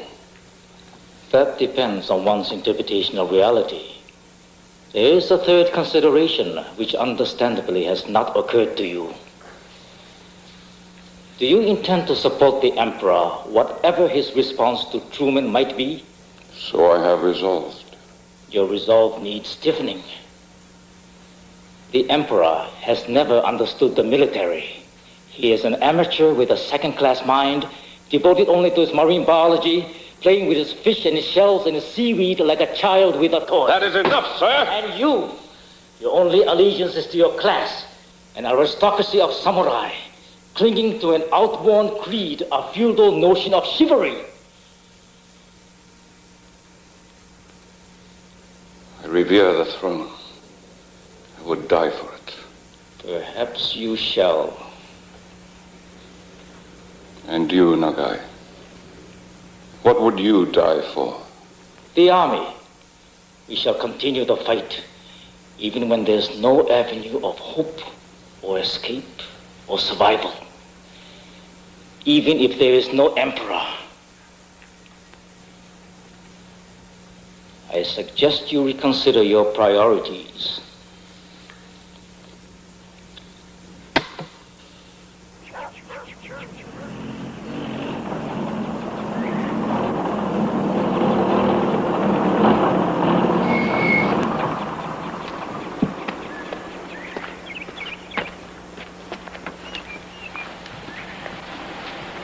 Sergeant. I'm amazed. I didn't think you'd have me half-packed. Practice.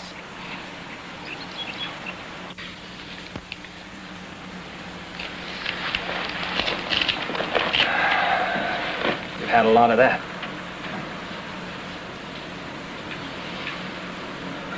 Luce, I don't know what to say. Are you mad? I don't think so. No.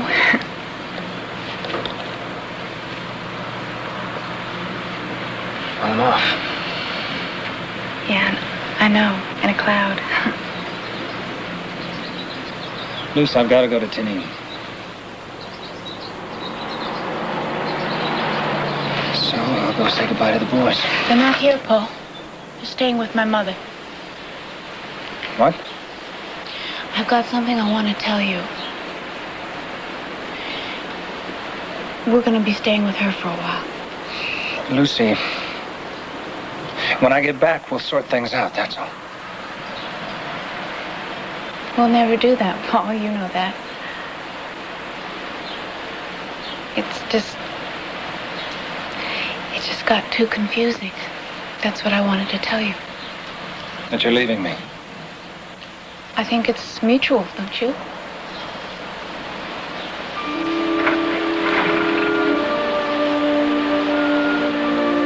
I know you've got a plane to catch. You promised to be good to yourself.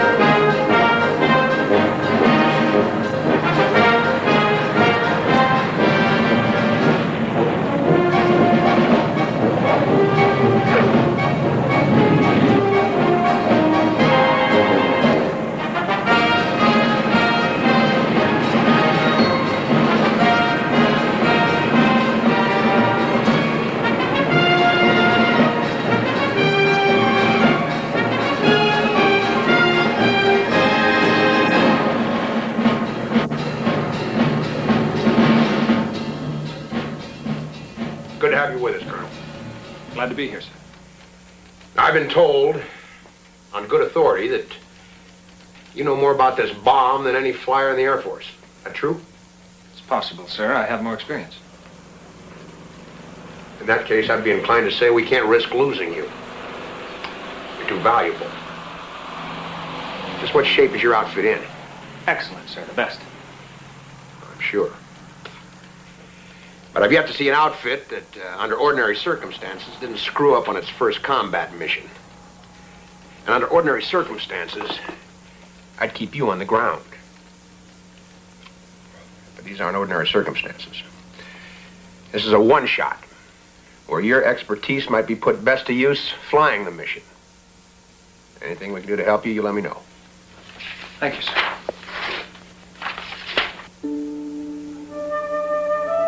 I am living in a dream which, tomorrow, will transport me from the earth. My brother, I do not want you to grieve over my death.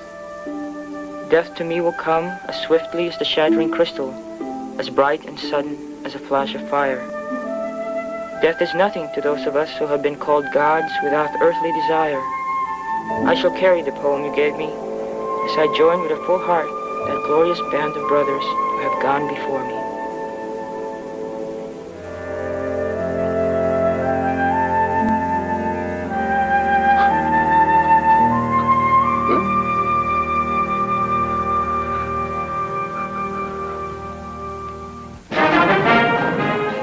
Climaxing the Battle of the Pacific, U.S. warships and aircraft carriers fight off Japanese air attacks before they can unload final reinforcements of men and equipment to blast out the enemy.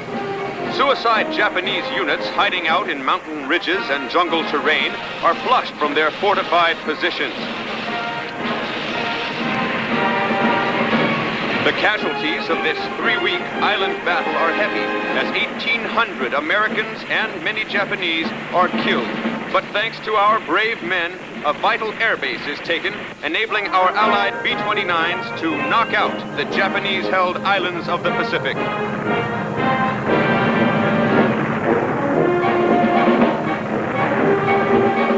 Sometimes a battle-scarred bomber staggers back to our base on Tinian, only to flatten out at the last heartbreaking second.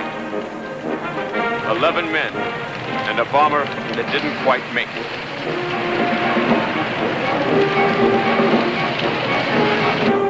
Elsewhere on Tinian, our boys still have time for some fun and sun between their missions on the U.S.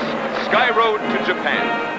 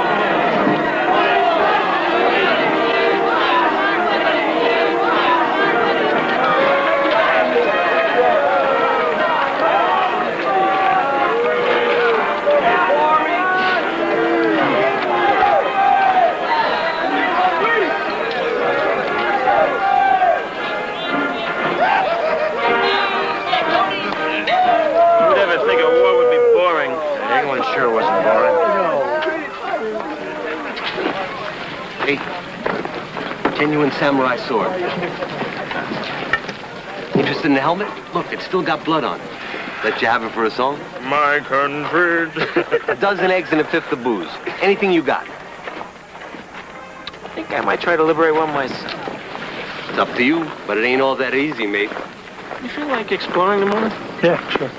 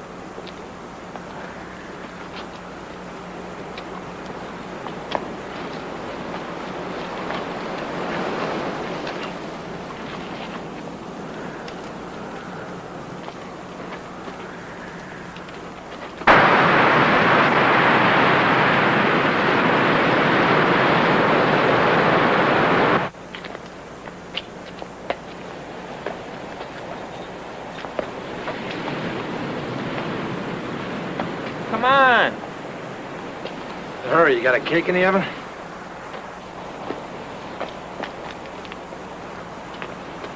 Here's that cave.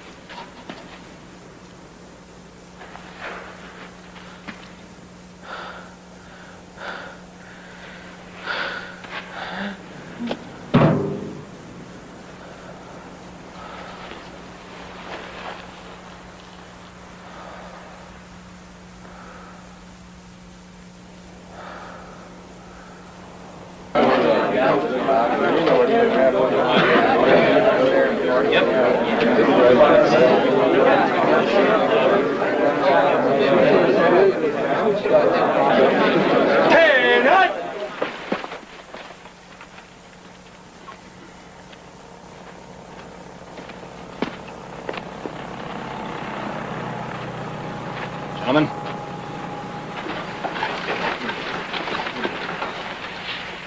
Well, it's been a long haul. I want to thank all the men in the 509th. I'd like to reward each of you, but I think what I'm about to say is going to disappoint most of you. Not everyone is going to be able to participate on this first mission. We can't find a way to fit you all into one airplane. So regarding assignments, Captain Etherly, you and your crew will make a weather check of the primary target, report back to the airplane making the actual bomb run. Major Wilson, secondary target. Major Taylor, your responsibility is for our potential third. Major Sweeney, you will pilot a flying laboratory to measure the effect of the blast. Major Marquardt, you're going to carry photographic equipment. Record this event from a distance. Captain Lewis. Sir! Captain Lewis and his crew, with certain replacements, will make the actual bomb run. Yeah! I will notify those officers and men personally. Gentlemen, our primary target is the city of Hiroshima.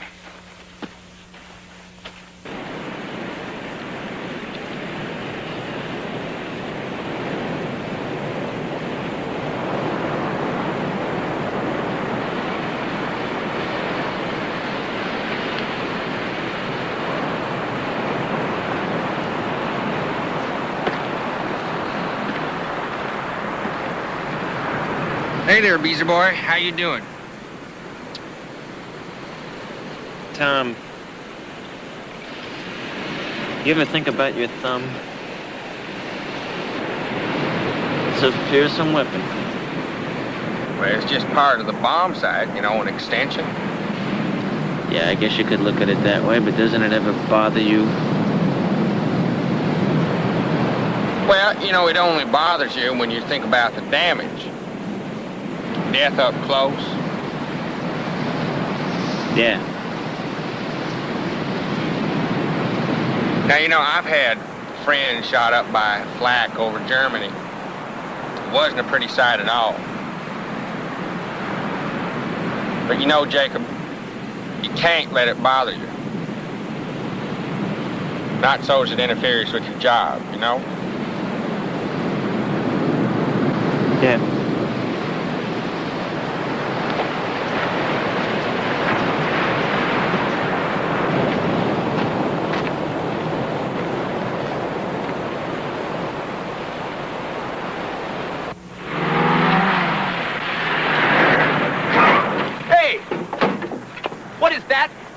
Little words. Can't you read?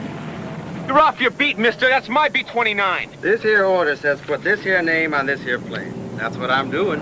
Whose orders? Colonel Tibbetts. Check it out. He's in the bomb bay.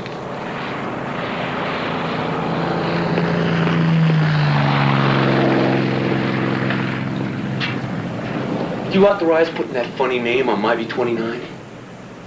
Bob, what you have to understand is that this plane is government issue. It's assigned to you. And on this mission, I'm the airplane commander. Farabee's the bombardier, Van Kirk is the navigator. What am I gonna do? Stand on the runway, wave goodbye? No, Run beside the plane, maybe? Bob, you're the co-pilot.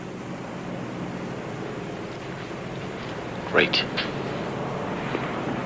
By the way, that funny name, who's Enola Gay? It's my mother.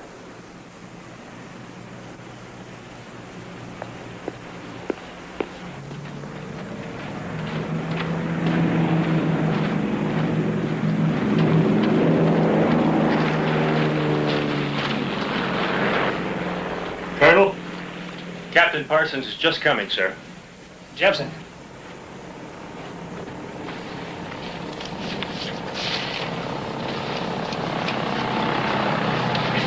The ordnance expert? What's your estimate on the proximity fuse? We're dealing with an untested device, Colonel.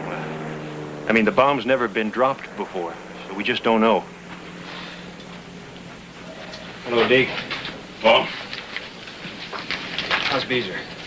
Oh, Jake's fine. Corporate business through him, but this works for him. There's something else, Paul. If there's any trouble on takeoff, engine failure, I'd rather not have the bomb armed. Don't arm it till we're airborne. Trouble is, I don't know whether Jepson and I can handle it then. And Groves insists that the bomb be armed before takeoff. Groves is not here. By the time he finds out about it, it'll all be over.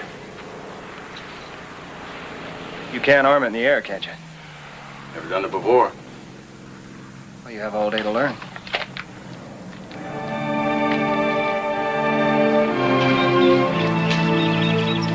When, may I ask? Just as soon as the war is over. If you feel that is too soon, Father, I shall do as you say. Good.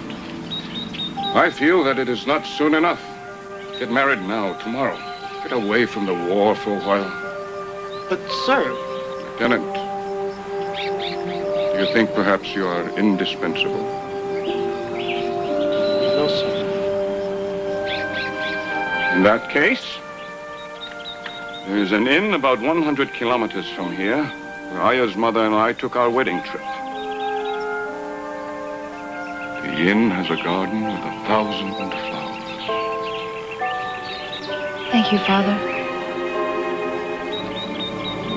For now, we expect the fragrance will last forever.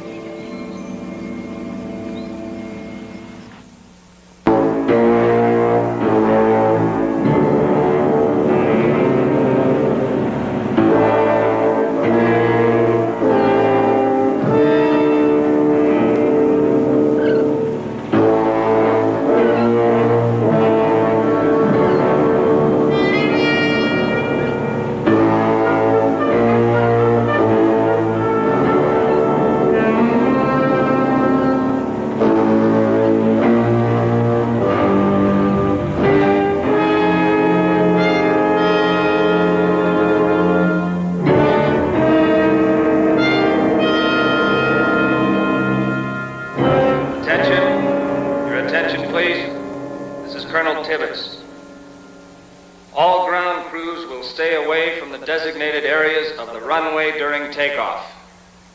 The only personnel allowed on the field with the Enola Gay will be those directly involved with this mission. That is all.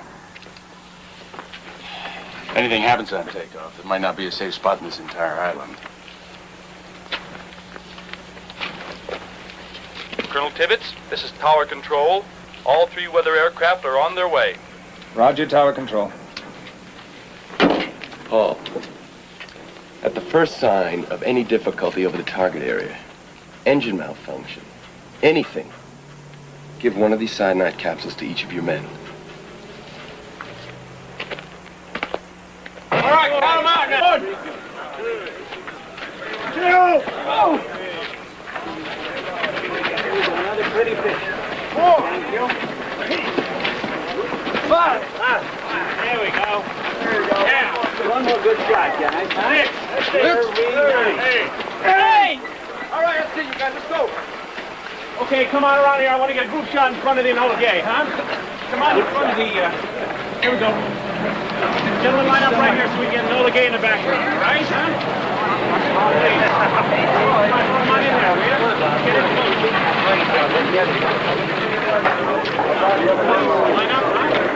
I'm sorry, Colonel.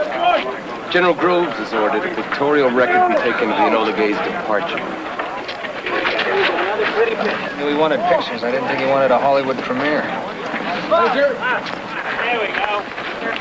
Very nice, gentlemen. Come on, a couple more shots here, please.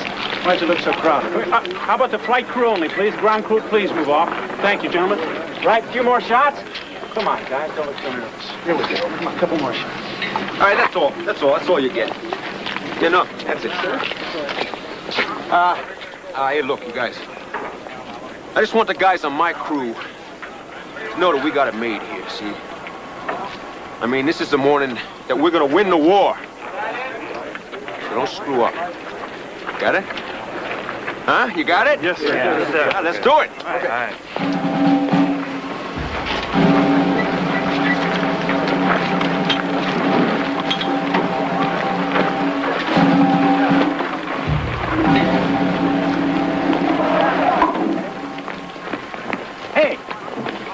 You're the tail gun, aren't you? Well, the gun we got left. You're in the best spot for a picture. See what you can get. What you got there, Lieutenant? A music box? No, Schumart, it's a wire recorder. I'm gonna record the crew's reaction if there's an explosion. And if there is, who knows what we're gonna say.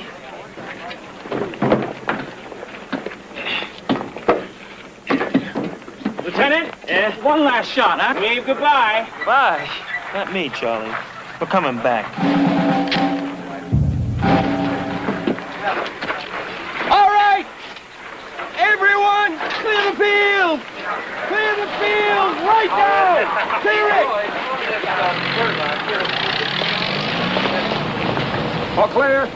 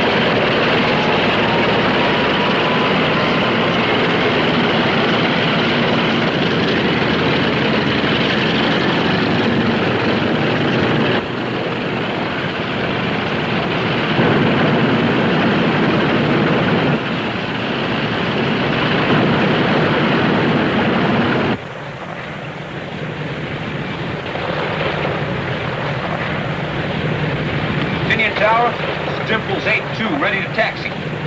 Tinian Tower to Dimples 8-2, clear to taxi.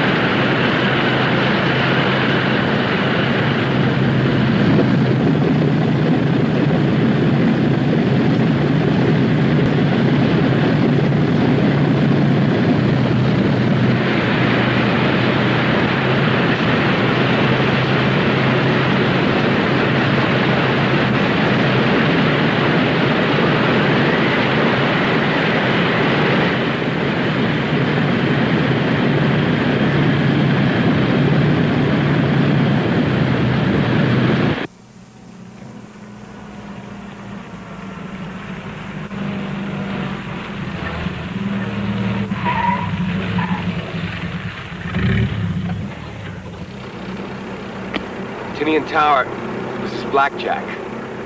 The runway is clear.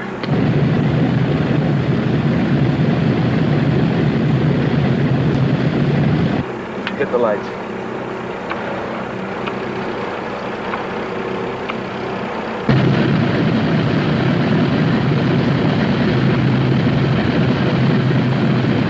Tinian Tower, Dimples 8-2, ready for takeoff. Clear for takeoff, Dimples 8-2. And good luck, sir.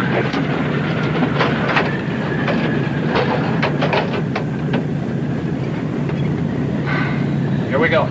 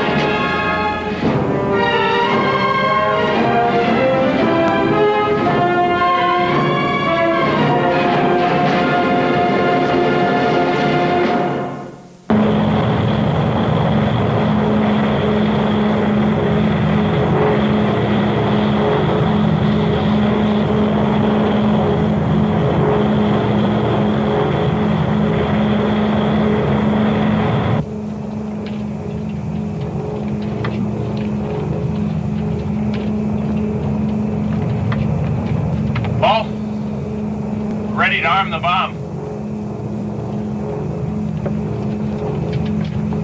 Judge, going to work.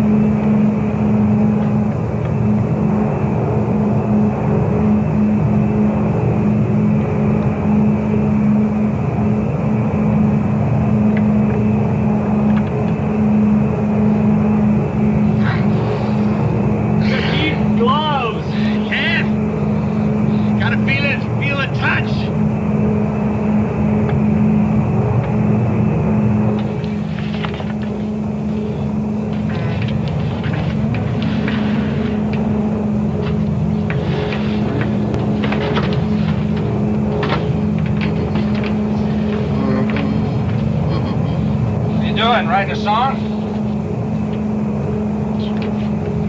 No, I'm keeping a record, a journal. What for? For my grandchildren. How are you gonna have grandchildren when you're not even married yet? Grandchildren? You're a kid, a hot pilot playboy.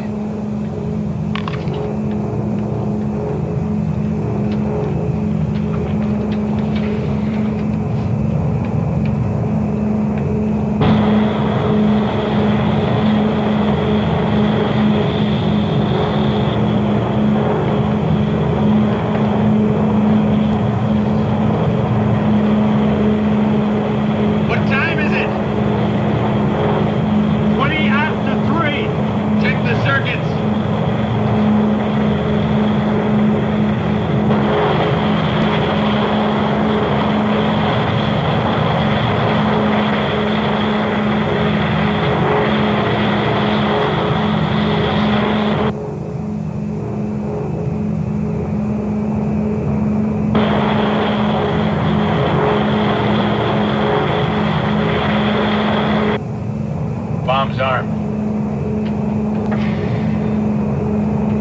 All right, everyone, listen up. You're getting it late, but you're getting it straight. This airplane is carrying the world's first atomic bomb. What the hell's atomic?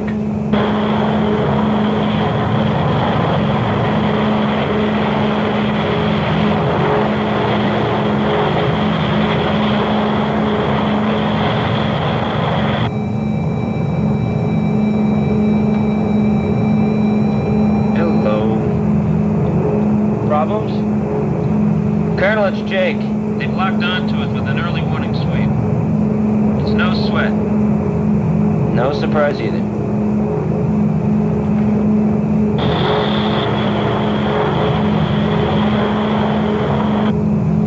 Colonel, I just got word from our weather scout over Hiroshima. Cloud cover is less than 3/10 at all altitudes. They advise proceed primary. Well, write it down, Grandpa.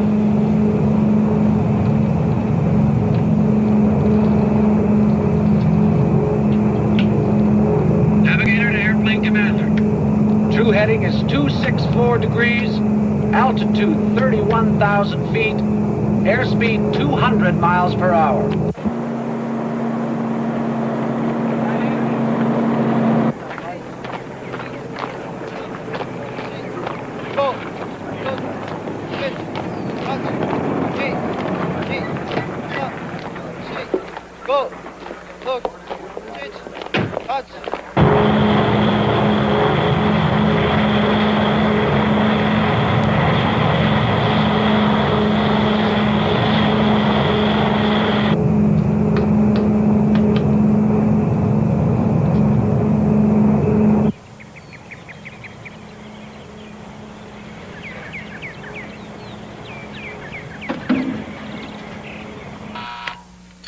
Report from Saijo. They have spotted an enemy aircraft, one B-29 heading west. A single B-29? It's just a reconnaissance plane.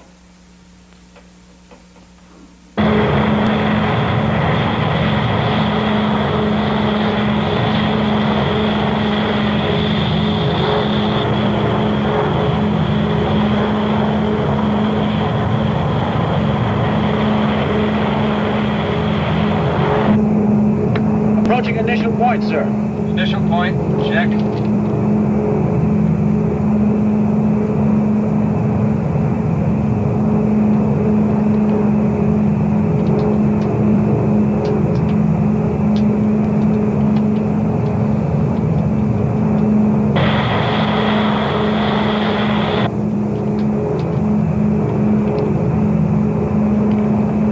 All crew members, with the exception of Beezer and Farabee, on glasses.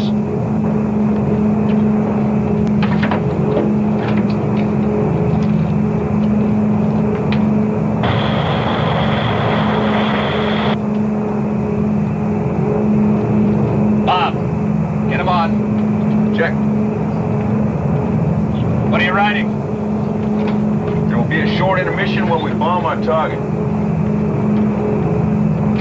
EMP coming up about 30 seconds.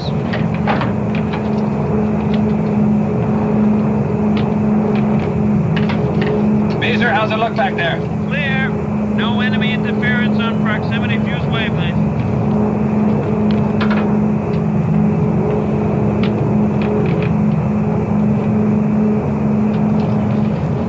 I'm turning on the tone. All right, Colonel, I have the airplane. You got it. Stand by for tone break and turn. 8P. 15 seconds.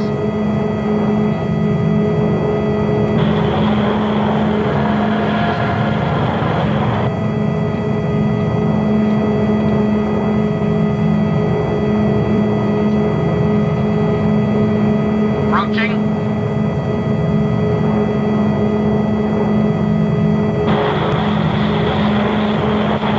Approaching. And now, bomb away.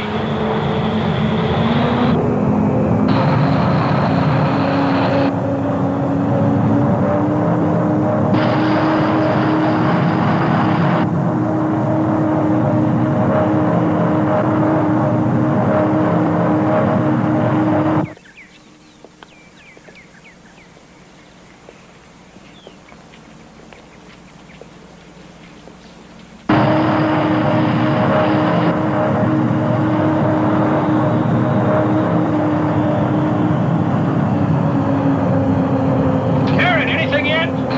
Nothing. 6, 5, 4, 3, 2, 1.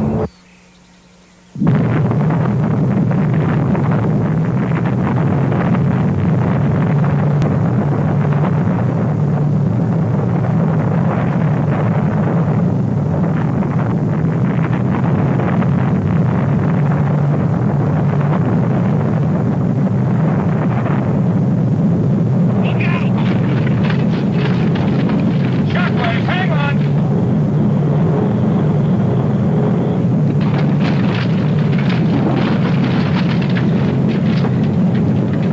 Here's the recorder.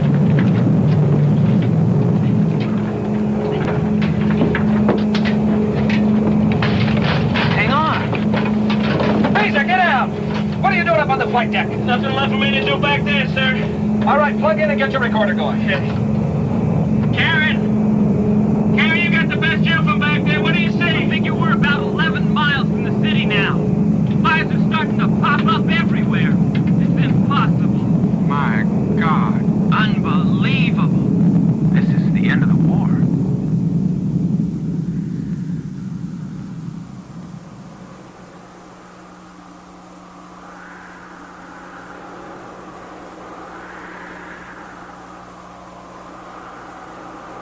In the United States, the Japanese surrender was made known to the American public in the late afternoon of August 14th.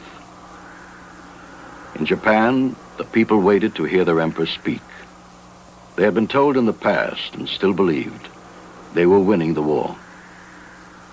In Hiroshima, a crowd gathered by the demolished railway to listen to the sacred words of their divine monarch. The word surrender was never uttered in Emperor Hirohito's speech. But a great number of those listening no longer thought they were winning the war. They believed they had won. For as one of those in the crowd at Hiroshima Station later recalled, we thought there was no other way the war could end.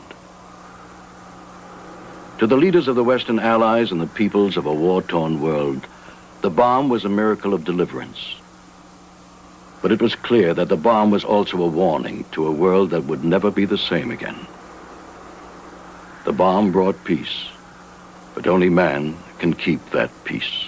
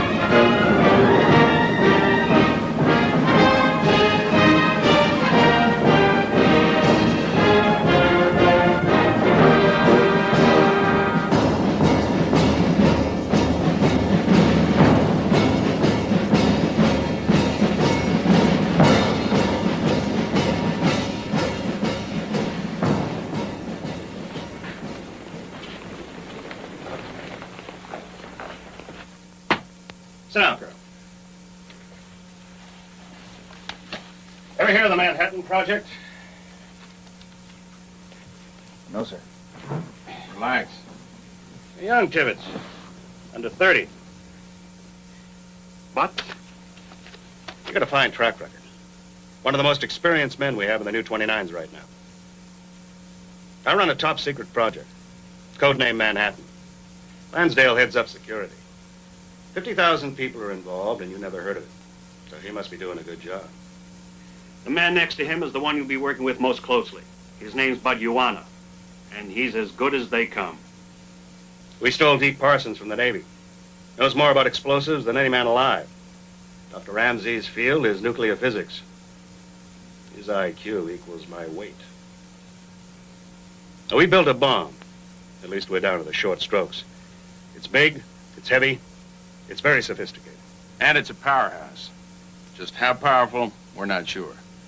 But this we know. 1,000 B-29s loaded with conventional explosives wouldn't equal the force of one nuclear explosion. Nuclear explosion? Atomic. Don't try to picture it, Colonel. I'll explain later. That's quite a secret. Now, MacArthur doesn't know about it, neither does Eisenhower, Admiral King. Nobody knows about it who shouldn't. Your job is to train and command a special squadron capable of delivering the package. You're accountable to me, the Secretary of War, the President, in that order. Anybody, anything you want, you use the word silverplate. That's your priority code, silverplate. As far as pilots and crews are concerned, the Air Force staff recommends these airmen. I would prefer to pick my own crew, sir.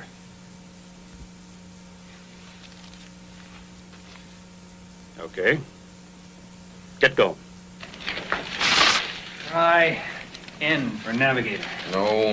It starts with a V. Van Kirk. That's right. There you go. Dutchman's the best navigator alive. Check out Theodore Van Kirk. I want him. He's got the knockdown on everybody. Security? Ooh, well. Say there, you got anything on me? Nothing you don't already know. That's right. I'm just a poor, innocent country boy out of yesteryear. You are a wheeler-dealer, Farabee, and I mean that in the most unkind sense of the word. You remember North Africa? Operation Chicken? Oh, now wait. You talking about the time I roasted a chicken over an open fire in a B-17? I was referring to the great egg caper. You sold a B-17, which really wasn't yours to sell, to an Arab for a daily delivery of eggs. But you see, we needed those eggs. Oh, yeah. Not a one of us in the crew wasn't suffering from beriberi or some other dreaded disease. Sure. Anything to help the morale and health of your buddies. Tibbets. You want it? Yep.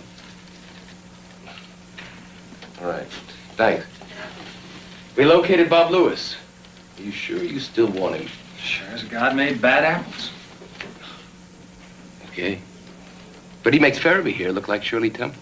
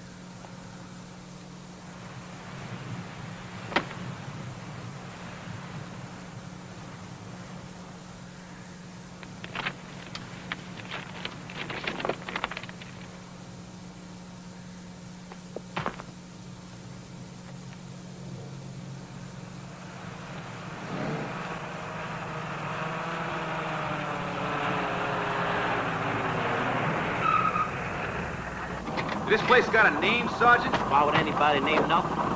Yeah, this place is Wendover. What, Wendover Desert? But where's the town? Where's the people? Where's Wendover?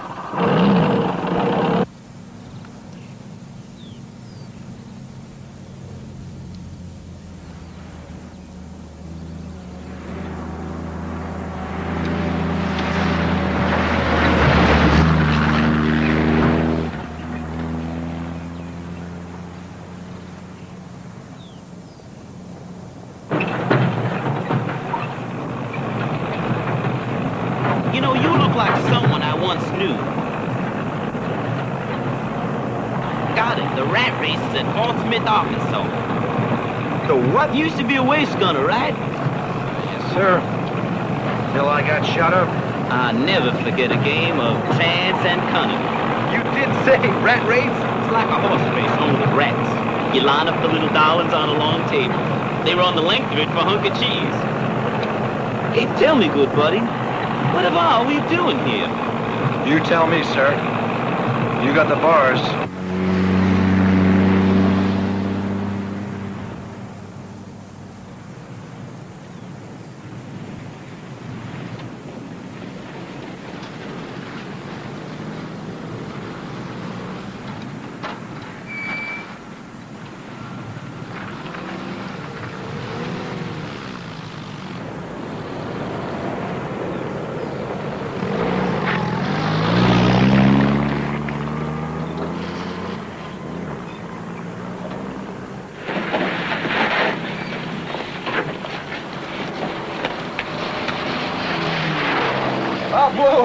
What an unpleasant surprise. Sweeney, one dog. Hey, Buck. You seen Paul Tebbets? In a month. All I got was proceed immediately to this garden spot at the university. You expect me to believe that? You've been his fair-haired boy on 2 continents. It's the revolving truth. What about you, Lieutenant? My name's Jake Beezer, electronics. I think what we're doing here is pretty obvious. Yeah, well, clue us in, Lieutenant. We're all ears. We're going to Europe. Reassignment to the 8th Airport. What makes you so sure? There's this friend of a friend of my father's who's a brigadier in personnel. Well, I asked him for the 8th because I got this thing about Nazis. They're making lampshades out of my relatives, so I figure I owe them. So if that's where I'm going and you guys are here, I figure Europe's the destination. I don't mean to be oppositional, Good word, Sweeney. but I kind of fear a defect in your logic. How's that? Because nobody, but I mean nobody in the history of flight, ever staged for Europe in Utah. All right. Get down on all fours here and attack the problem from another angle. Now, outside of him, we're all in B-29s, right? All hot shots, except me. What modesty. No, I'm a super hot shot. The thing is, has anybody so much as seen a B-29 around here? So maybe they're cooking up something new for us.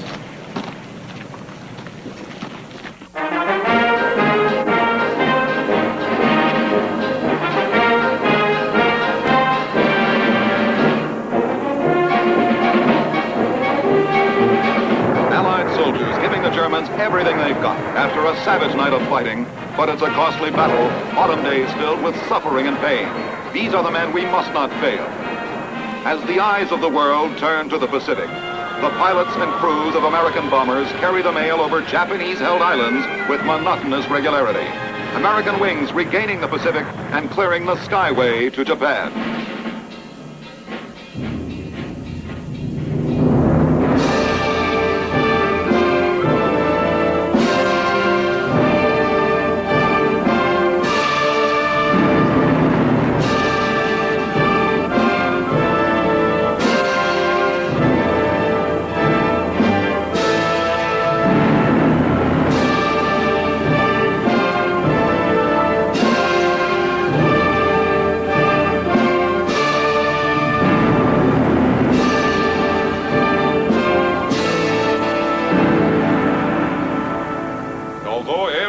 Problems in Hiroshima can hardly be characterized as severe.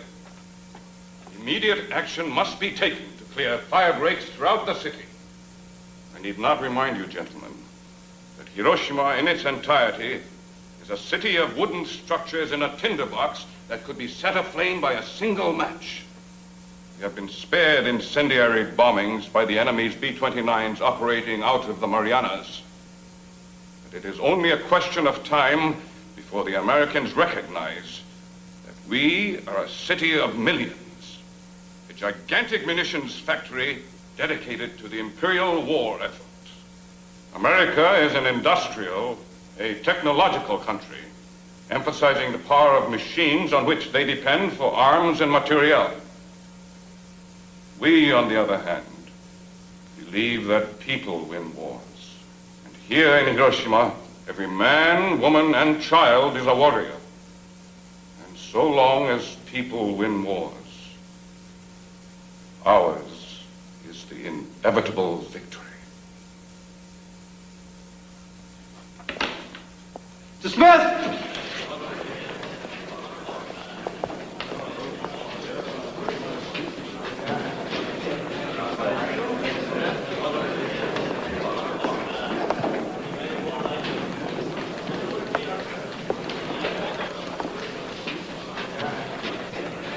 How do you think it went? Very well, sir. I was moved so much so that I feel inadequate. In what way? I'm not engaged in the manufacture of munitions. I doubt if I will even have the opportunity to build a fire break. You have other duties. I prefer. What, Yamato, would you prefer? Sir, may I respectfully request an immediate transfer to combat duty? The request is admirable, but out of the question.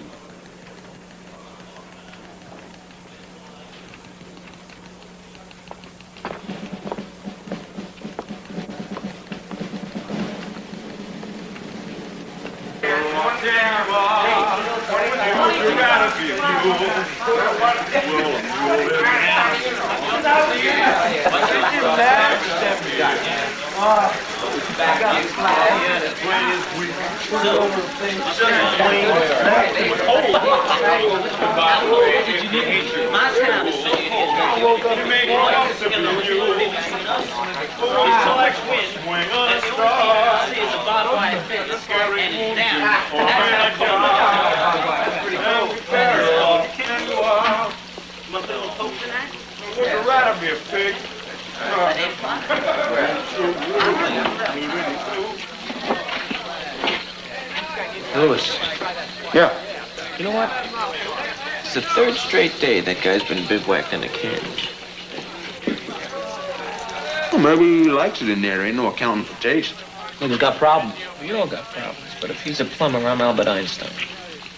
If maybe he's a Nazi spy? What do we do? Make what you call a citizen's arrest here. As soon as I'm done brushing my teeth. What do we do? Rip off his plumber's wings? I mean, what? Hey! Give me that wrench. Hey, what's going on, guys? We got us a spy here, Dutch. A spy? Well, let's hang his neck from a pepper tree. There's not a tree within 100 miles. All right, then, how about the flight tower? This guy's a spy, all right. The only thing, he's base security. He's spying on us. Fellas don't mind. I'd like my wallet back.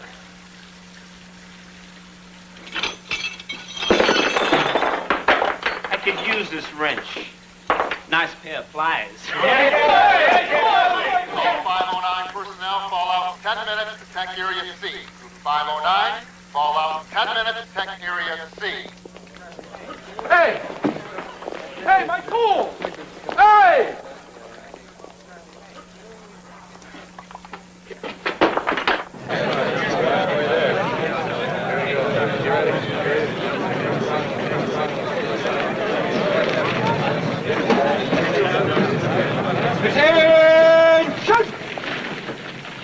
Please.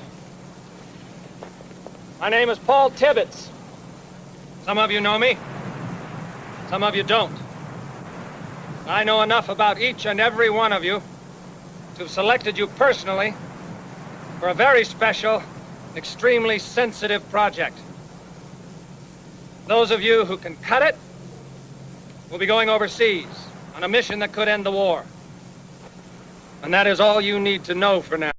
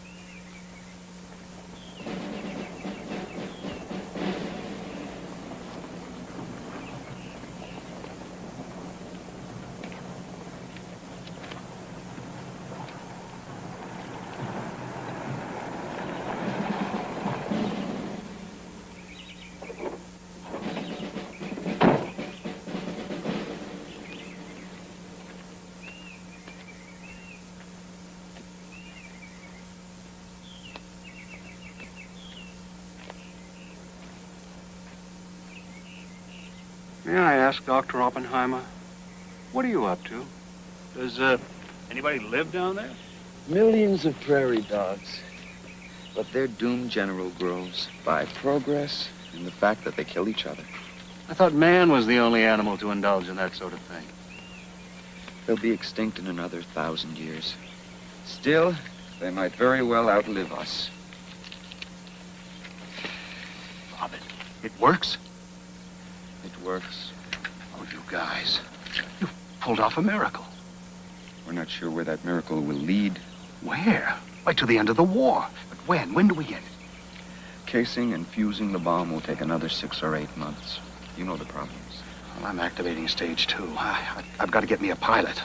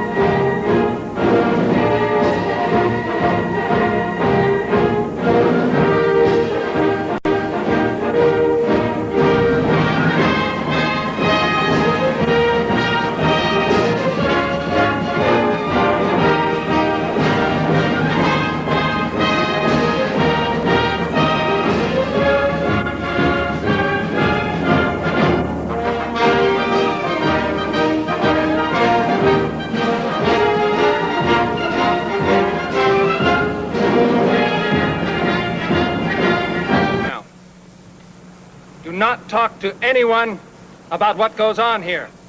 Just do your jobs. We'll get along fine.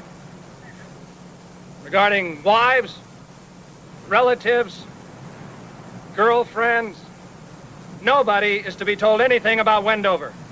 Nobody not directly involved with this project and its objectives will be told anything. Now, you will all receive 2 weeks' leave, starting at 1,200 hours today. Lieutenant Jacob Beezer, stand by. The rest of you dismissed.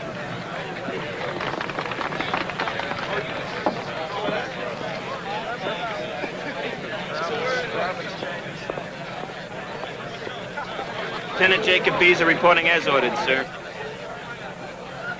Furlough does not apply to you, Beezer. You'll remain on base. Yes, sir.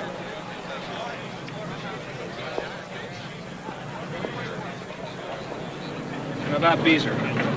What about him? Who is he? What's he doing here? I don't know, Paul. Since you didn't request him, I didn't check him out, but I will. I hope this furlough idea of yours pays off. I know it's risky, but it's worthwhile. Don't worry about it. Oh, I wouldn't worry about it if I were you either. It's my neck if somebody fouls up.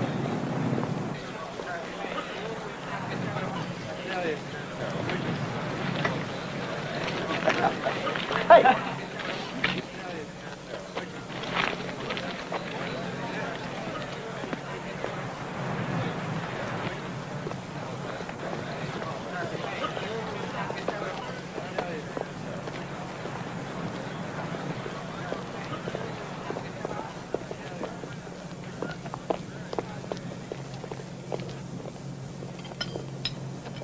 Looks like a B-1 rocket or something. More like a glider with a hook for towing. I'm getting out of here. Well, I knew it'd be something like this. MPs are busting out all over this place. See you, Ferris.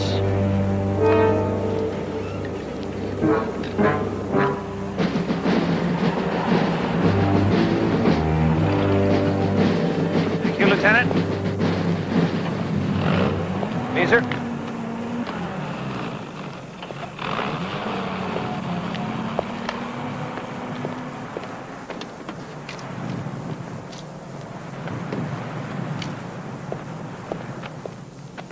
I understand you put in for transfer overseas. Yes, sir. Why? 5'7".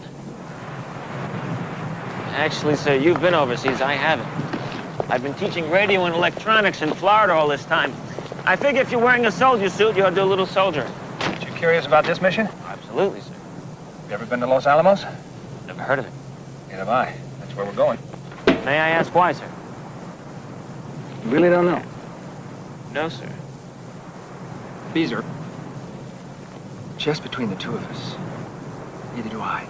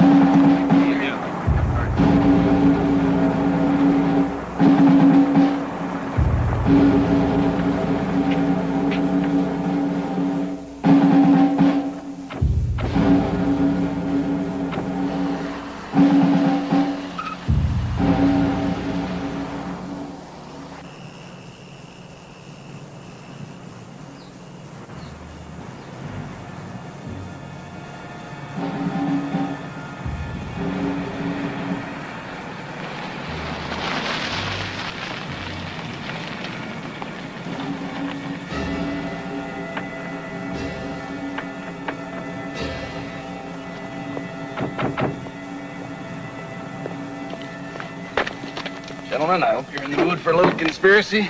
I'll have to ask you to remove your jackets and all Air Force insignia. When you get to Los Alamos, you'll be just another couple of broken-down Army engineers.